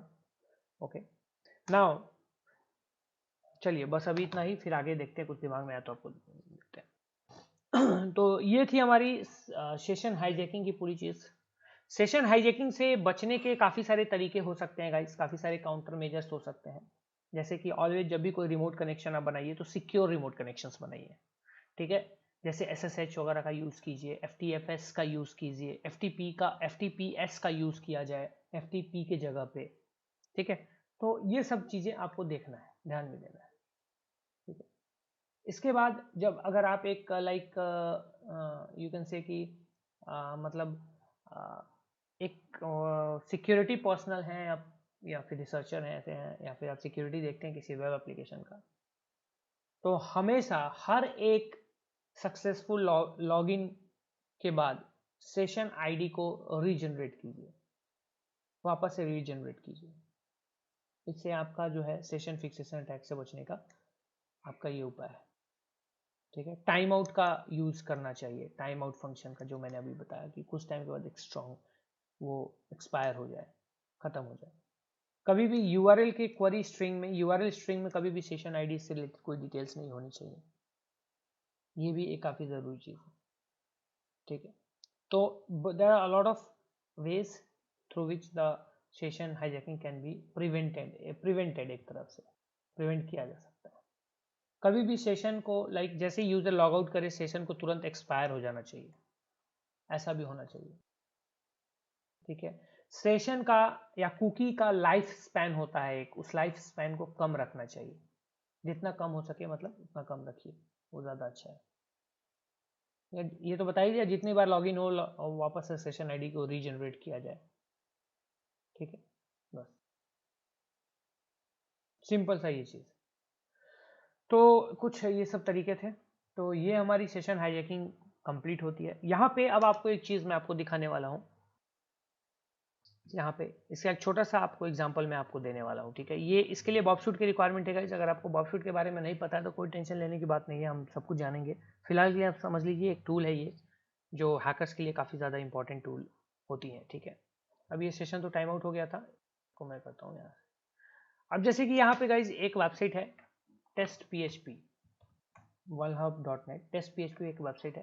हम इस वेबसाइट पे चलते हैं इस तरीके से। ठीक है, देखो कैसे किस तरीके से ये काम करता है। ये जनरली जो कंसेप्ट मैं अभी बता रहा हूँ, यही कंसेप्ट जो है वो हर जगह पे हर तरीके से यूज होता है। हर लाइव एप्लीकेशंस में भी आपको सेम तरीका यूज करना है, कुछ डिफरेंट तरीका नहीं होता है, सेम तरीका यूज कीजिएगा एंड वहाँ पे ट्राई कीजिएगा वल्नरेबिलिटी फाइंड करने का। ठीक है, तो ये कैसे होता है देखिए। मैंने क्या किया, इस वेबसाइट को ओपन किया, यहाँ बॉबशूट चल रहा है, इंटरसेप्ट ऑन करूंगा मैं। इंटरसेप्ट ऑन करने का मतलब है कि जो भी यहाँ पे रिक्वेस्ट जाएगी, ये बॉबशूट के तरफ से इंटरसेप्ट होके आप उसको देख सकते हैं। रिक्वेस्ट रिप्लाईज, क्लाइंट का रिक्वेस्ट और सर्वर का रिस्पॉन्स भी देख सकते हैं आप। ठीक है, तो सिंपली मैं यहाँ पे योर प्रोफाइल पे चलता हूँ यहाँ पे, एंड यहाँ पे एक लॉगिन पैनल है। ठीक है, तो मैं यहाँ पे लॉगिन है, इसका default user name password test होता है। तो मैं यहाँ पे लॉगिन करता हूँ, टेस्ट एंड पासवर्ड टेस्ट डालता हूँ, बट यहाँ लॉगिन करने से पहले मैं इंटरसेप्ट को ऑन कर दूंगा। ऑन किया, अब यहाँ पे इंटरसेप्ट ऑन करके यहाँ लॉगिन पे मैं क्लिक करता हूँ। लॉगिन पे जैसे ही क्लिक करूंगा यहाँ पे ये लॉगिन हो जाता है, इंटरसेप्ट नहीं हुआ। इसका रीज़न क्या है गाइज, इसका रीज़न मैं आपको बता देता हूँ कि यहाँ पे मैंने बॉब को कॉन्फ़िगर नहीं किया था, हटा दिया था, तो मैं वापस से इसको कॉन्फ़िगरेशन कर देता हूँ।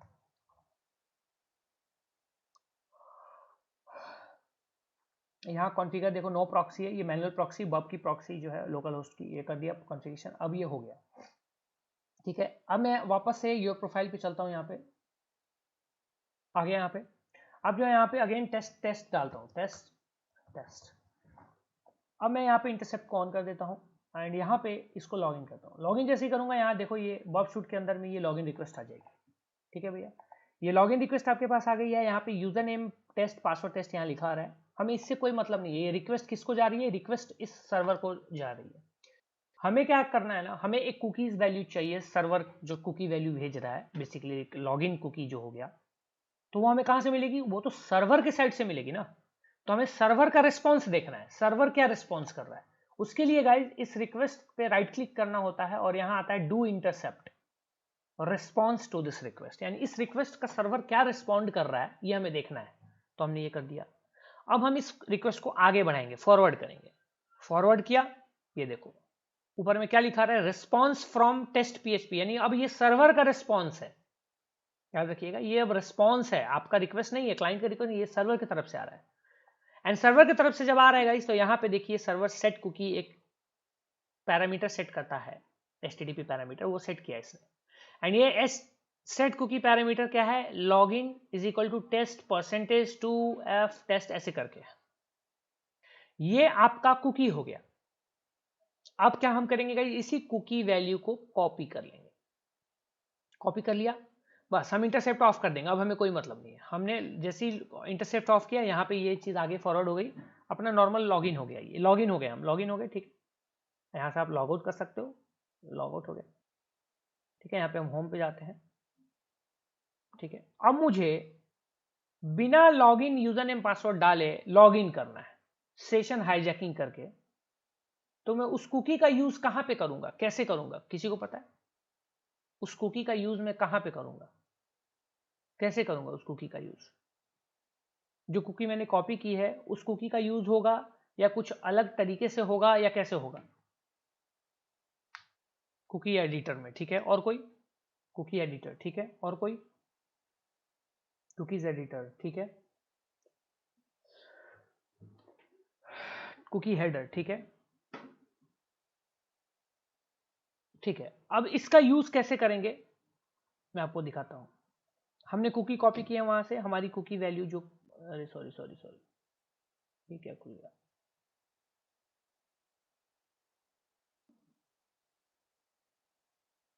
यहाँ पे कुकी जो हमने कॉपी की थी, सो बेसिकली ये कुकी थी हमारी, ये सेट कुकी करके। ठीक है, अब हम क्या करेंगे ना, हमें कहीं कुकी इंजेक्टर वगैरह की जरूरत नहीं पड़ेगी। बॉबशूट है तो बॉबशूट में सब कुछ है। अब हम बॉबशूट में इस वेब एप्लीकेशन, देखो इस पे हम लॉगिन अभी नहीं है ना, हम लॉगिन नहीं है, सिंपल।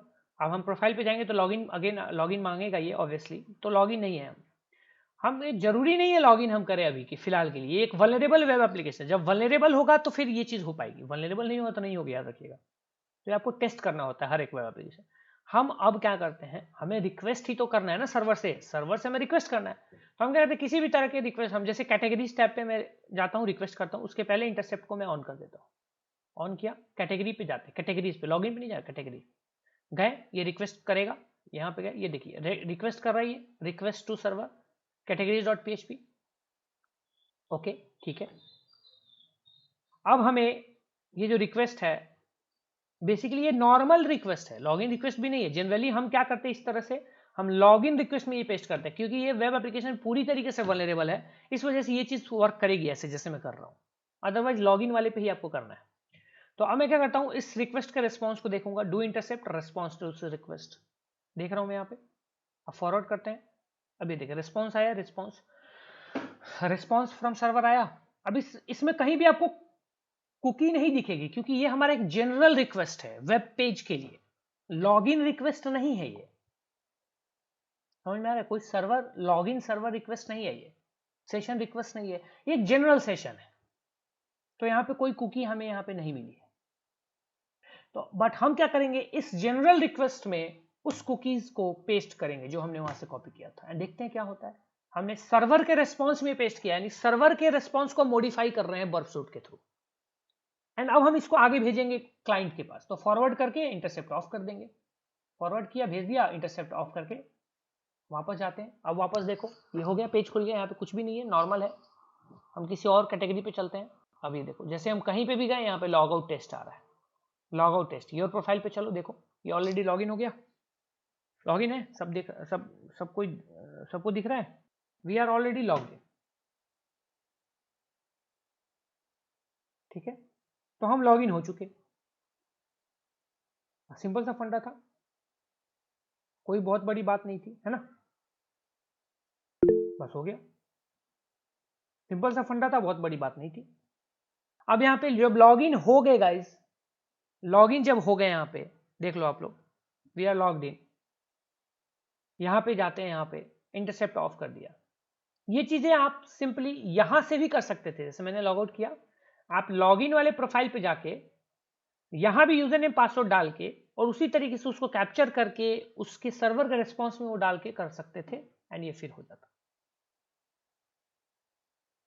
इस तरीके से ये चीजें आप कर सकते हैं, ये सेशन हाईजैकिंग इसी को बोलते हैं, कुकी की इंफॉर्मेशन है, एंड दैट्स इट,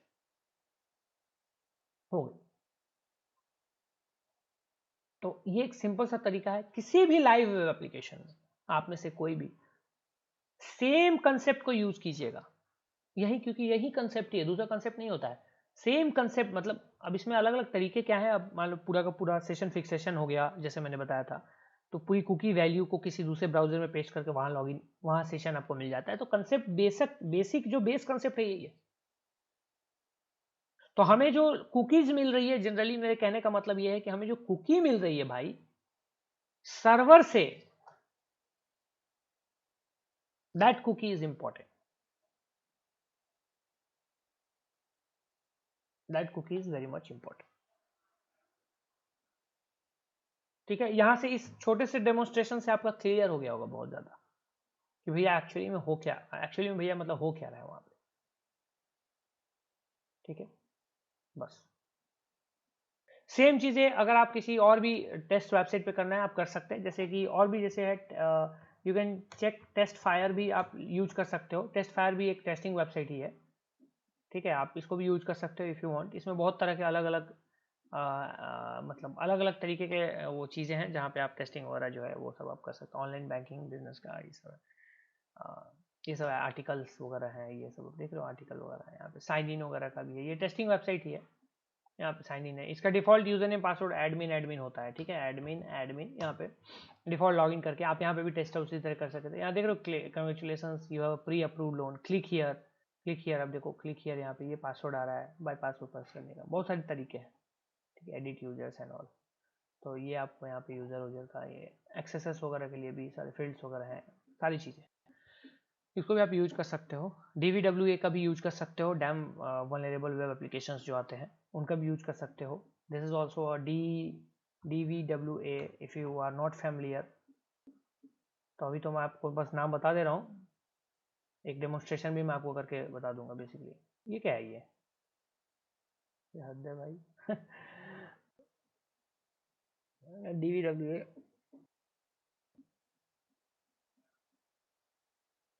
ठीक है, डैम वल्नरेबल वेब एप्लीकेशन, इसके रिलीजेस आपको यहाँ पे देखने को मिल जाएंगे, यहाँ पे ये रिलीजेस आपको यहाँ पे मिल गए, सोर्स कोड यहाँ पे मिल जाएगा यहाँ पे, ठीक है, तो you can just use this also kind of good thing, okay. So इस तरीके से सेशन हाईजैकिंग परफॉर्म की जाती है। अब आपको करना क्या है गाइस, ये एक टास्क है आपके लिए, बता देता हूँ आपको, थर्ड में try to find valid website having session fixation vulnerability,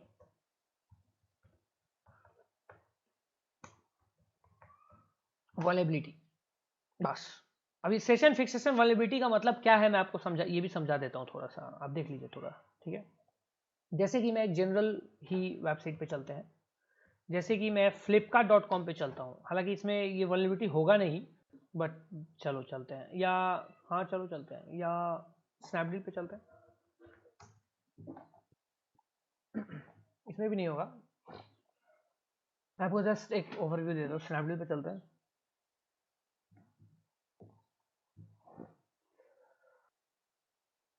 यहाँ पे आ गए हम, यहाँ पे लॉगिन पे क्लिक करते हैं, लॉगिन पे, and let me log in here first 995,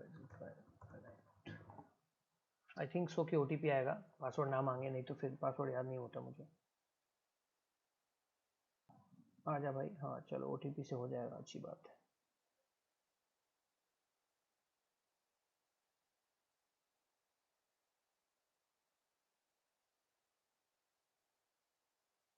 आया क्या? हाँ आ गया लग रहा है। 4852 ठीक है भैया। तो हमने हम यहाँ पे लॉगिन कर रहे हैं यहाँ पे, ठीक है। यहाँ पे लॉगिन हो चुके हैं क्या? लॉगिन नहीं हुआ? क्या कर रहा है? हाँ लॉगिन हो चुके हैं हम यहाँ पे, finally we are logged in, ठीक है। तो ये लॉगिन हो चुके हैं हम, ठीक है।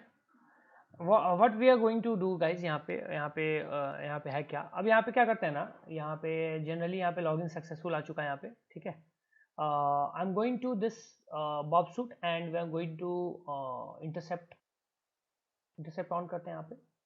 एंड यहाँ पे मैं किसी भी एक रिक्वेस्ट को, एक किसी भी रिक्वेस्ट पे जाता हूँ, लाइक यहाँ पे ई गिफ्ट वाउचर पे ही चला जाता हूँ, ठीक है। यहाँ पे एंड इस रिक्वेस्ट को यहाँ पे हम देखते हैं एक बार, ठीक है। यहाँ पे H T T P request यहाँ पे ये बना i.clarity.ms करके ये बना रहा है, फॉरवर्ड करते हैं। ये कुछ बना रहा है, फॉरवर्ड करते हैं, फॉरवर्ड करते हैं। स्नैपडील, ठीक है, रिक्वेस्ट अभी स्नैपडील से बना रिक्वेस्ट, ई गिफ्ट वाउचर वाली पेज यहाँ पे बन गई, गेट रिक्वेस्ट यहाँ पे, ठीक है। और यहाँ पे एक सर्टेन, आपको यहाँ पे आप देख रहे होगे सर्टेन कुकी वैल्यूज मिल रही है, ठीक है। यहाँ पे आपको एक सर्टेन कुकी वैल्यू जो है वहाँ यहाँ पे आपको ये मिल रही है, ठीक है। अब गाइज ये सर्टेन कुकीज, जो कुकी वैल्यूज आपको यहाँ पे मिल रही है ये बेसिकली, अब हम क्या करते हैं ना, इस रिक्वेस्ट को एक काम करते हैं, एक रिक्वेस्ट करते हैं। ये देखो लॉगिन सक्सेस रिक्वेस्ट आ रहा है रेफरर में, यहाँ पे ये कुकीज वैल्यू यहाँ पे ये मिल रही है, ठीक है। यहाँ पे करते हैं do intercept response to this request and इसको हम क्या कर देते हैं, फॉरवर्ड कर देते हैं, फॉरवर्ड कर देते हैं। ये क्या है, रिक्वेस्ट ही बन रहा है अभी भी, ये रिक्वेस्ट ही है, ये यहाँ पे रिक्वेस्ट लिखा रहा है। अब ये आ रहा है रिस्पॉन्स फ्रॉम, अब दिस इज कॉल्ड रिस्पॉन्स। अब ये रिस्पॉन्स है आपका सर्वर की तरफ से, ठीक है भैया।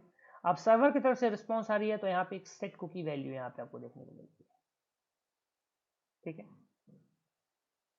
एंड यहाँ आप देख सकते हो एक्सपायरी संडे 28 अगस्त 7:15, ये एक्सपायरी का टाइम है इसका, ये इतने बजे एक्सपायर हो जाएगा, ये एक्सपायरी सेट हो रही है, ठीक है। तो सेट कुकी का ये हमारा हो गया सेट कुकी। यहाँ पे बेसिकली दो तरह के कुकीज यहाँ पे जनरेट हो रहे हैं, ठीक है। दो तरह के अलग अलग कुकीज जनरेट हो रहे हैं। अब यहाँ पे गाइज, अब देखो यहाँ पे अब करना क्या है, यहाँ पे मैं आपको एक चीज समझा देता हूँ। जैसे कि अब यहाँ पे मैं इसको ड्रॉप कर देता हूँ, सेप्ट ऑफ कर देता हूँ। यहाँ पे मैं बैक चलते हैं, यहाँ पे मैं साइन आउट हो चुका है क्या? आई थिंक साइन आउट हो चुका है, चलो अच्छी बात है। वापस से लॉगिन पे जाते हैं।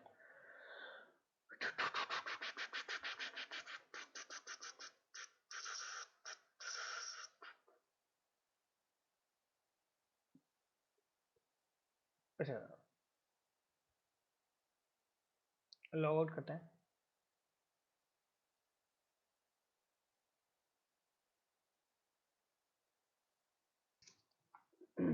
वो स्लो काम कर रही है, क्या हो रहा है?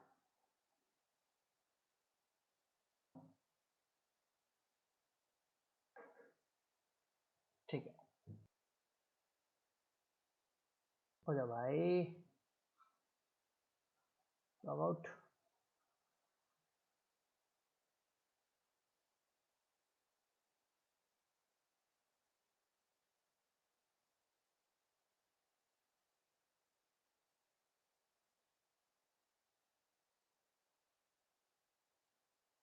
अच्छा ये प्रॉक्सी ऑन है क्या यार? इंटरसेप्ट नहीं, इंटरसेप्ट ऑफ है, तो हो जा भाई।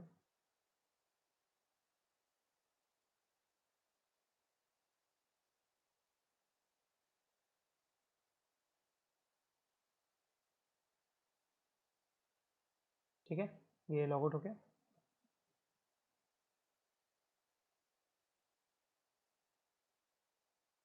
हाँ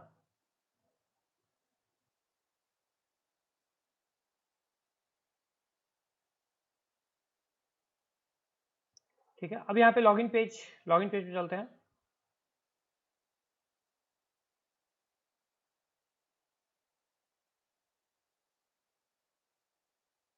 अब यहाँ पे लॉगिन पे चलते हैं, लॉगिन पे चलते हैं।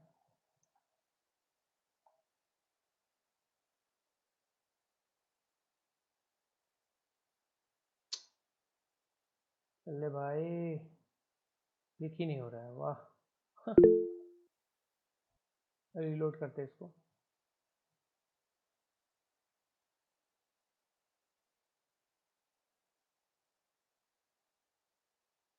Session hijacking is P1। Session hijacking जो है वो P1 कैटेगरी में ही आता है। सेशन फिक्सेशन की बात, मतलब सेशन फिक्सेशन की जो बात कर रहा हूँ मैं, वो P1 कैटेगरी में ही आता है।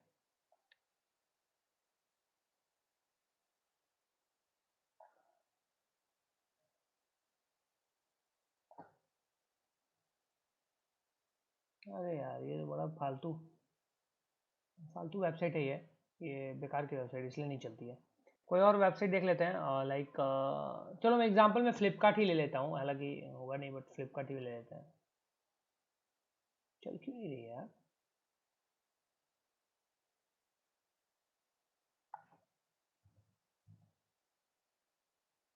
ठीक है, मैनुअल प्रॉक्सी भी है।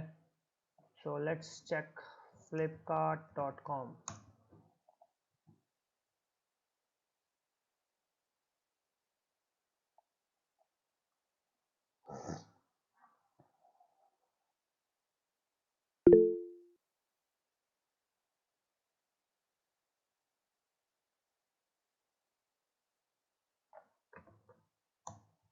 ओपन हो गई।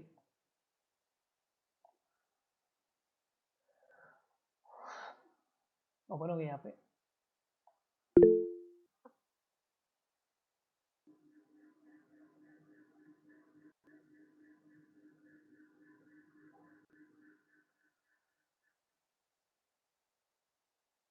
अरे भैया प्रॉक्सी ऑफ ही है यार, प्रॉक्सी कहाँ पे चल रही है?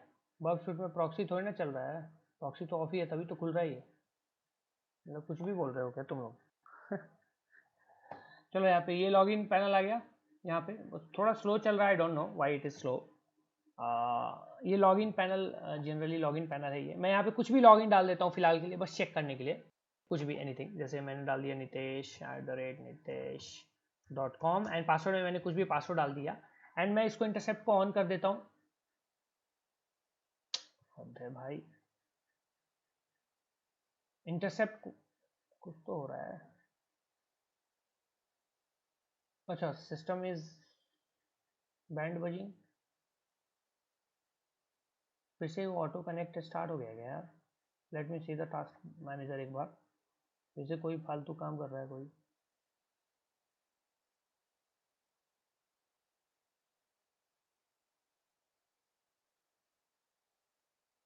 अरे बंद हो जा बे।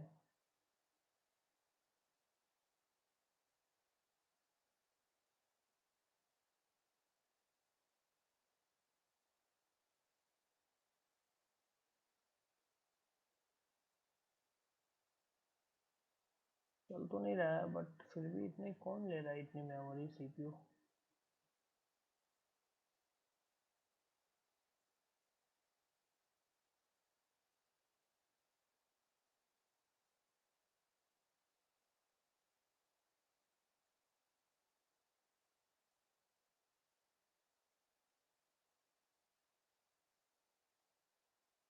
नहीं है, ठीक है चलो, डोंट नो।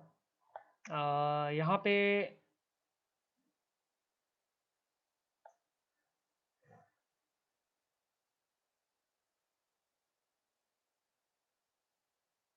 ये आपका टास्क है, एक बार देख लीजिए। मे बी आपका, मे बी ये मतलब हैंग वोंग कर जाए, हट जाए, तो ये टास्क का फोटो ले लीजिए जल्दी फटाफट। Try to find valid website with session fixation vulnerability, ये ट्राई आपको फाइंड करना है। ठीक है, बस मैं इसको क्लोज कर देता हूँ, टैब्स बाकी क्लोज करता हूँ फटाफट।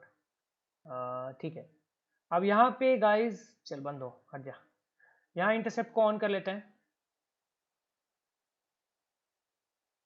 एंड कमाल है यार, लैपटॉप मुझे चेंज करना पड़ेगा लगता है। इंटरसेप्ट ऑन हो गया एंड यहाँ पे लॉगिन करने की कोशिश, लॉगिन करते हैं। ठीक है, यहाँ पे हमने लॉगिन किया, ये यहाँ इंटरसेप्ट होगा यहाँ पे। ठीक है, यहाँ पे request to Rome dot API dot, ठीक है। अब यहाँ पे लॉगिन, हम यहाँ पे पहले लॉगिन वाले पे जाते हैं ना, यहाँ पे करके, है ना। तो यहाँ पे हम क्या करते हैं, इसको फॉरवर्ड कर देते हैं। पता नहीं कितनी बार प्रेस हो गया यार, हद है।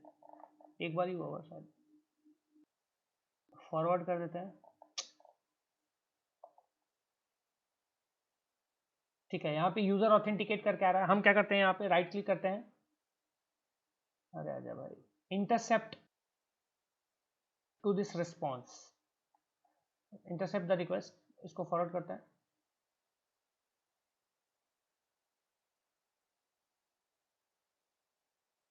Forward,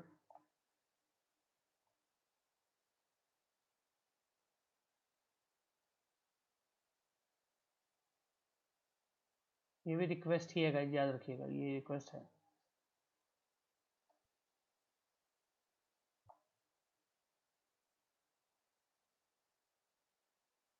forward, again forward, again forward.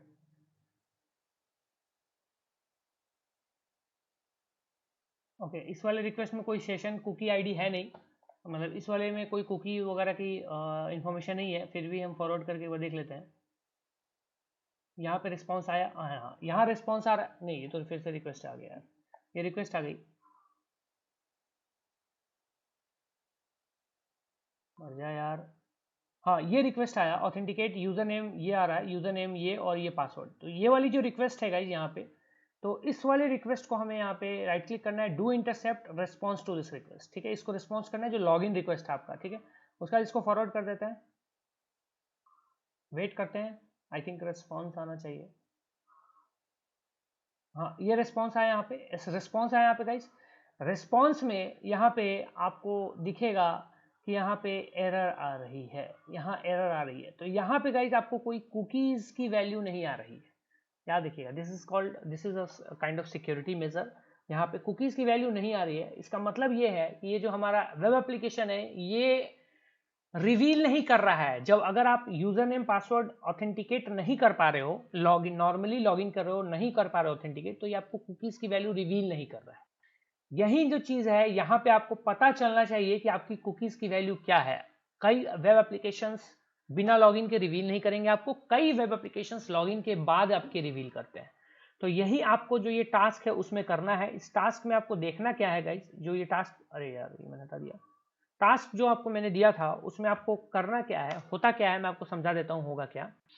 आप जब लॉगिन करेंगे किसी वेब एप्लीकेशन में, ठीक है, तो उसके बाद आपको वहां पे देखना है, पहले दो चीजें करनी है, एक तो बिना लॉगिन आपको लॉगिन पेज पे जाना है, लॉगिन पेज पे जाके और वहां पे रिस्पॉन्स में HTTP का जो रिस्पॉन्स होता है सर्वर का, उस रिस्पॉन्स में आपको चेक करना है कि कोई कुकी आईडी है क्या, कोई सेशन आईडी है क्या, अगर वो सेशन आईडी है तो उसको कॉपी करके कहीं पे नोटपैड में रख लीजिए, उसके बाद अब उस वेब एप्लीकेशन पे वापस आइए और इस बार लॉगिन कीजिए, इस बार लॉगिन कीजिए, सिर्फ लॉगिन पेज पे नहीं जाना, लॉगिन करना है, लॉगिन करके एंड फिर से उस रिस्पॉन्स को चेक करना है उस रिक्वेस्ट के, अगर सेम सेशन आईडी वहां भी रहती है उस टाइम पे भी, इसका मतलब है वो सेशन फिक्सेशन वल्नरेबिलिटी उसमें हो सकती है, वो वल्नरेबल हो सकता है, अगर ऐसा होता है तो फिर फटाक से बस लॉगिन जो किया है उस वाले कुकीज को, रिस्पॉन्स वाली कुकीज को कॉपी कीजिएगा, एक नए ब्राउजर में या इनकॉग्निटो मोड में या नए ब्राउजर में आ जाइएगा, नए ब्राउजर में आके सेम उसको भी रिक्वेस्ट को भी कॉपी, रिक्वेस्ट को भी कैप्चर कीजिएगा, उसका नॉर्मल कोई भी एक गलत यूजर नेम पासवर्ड डाल के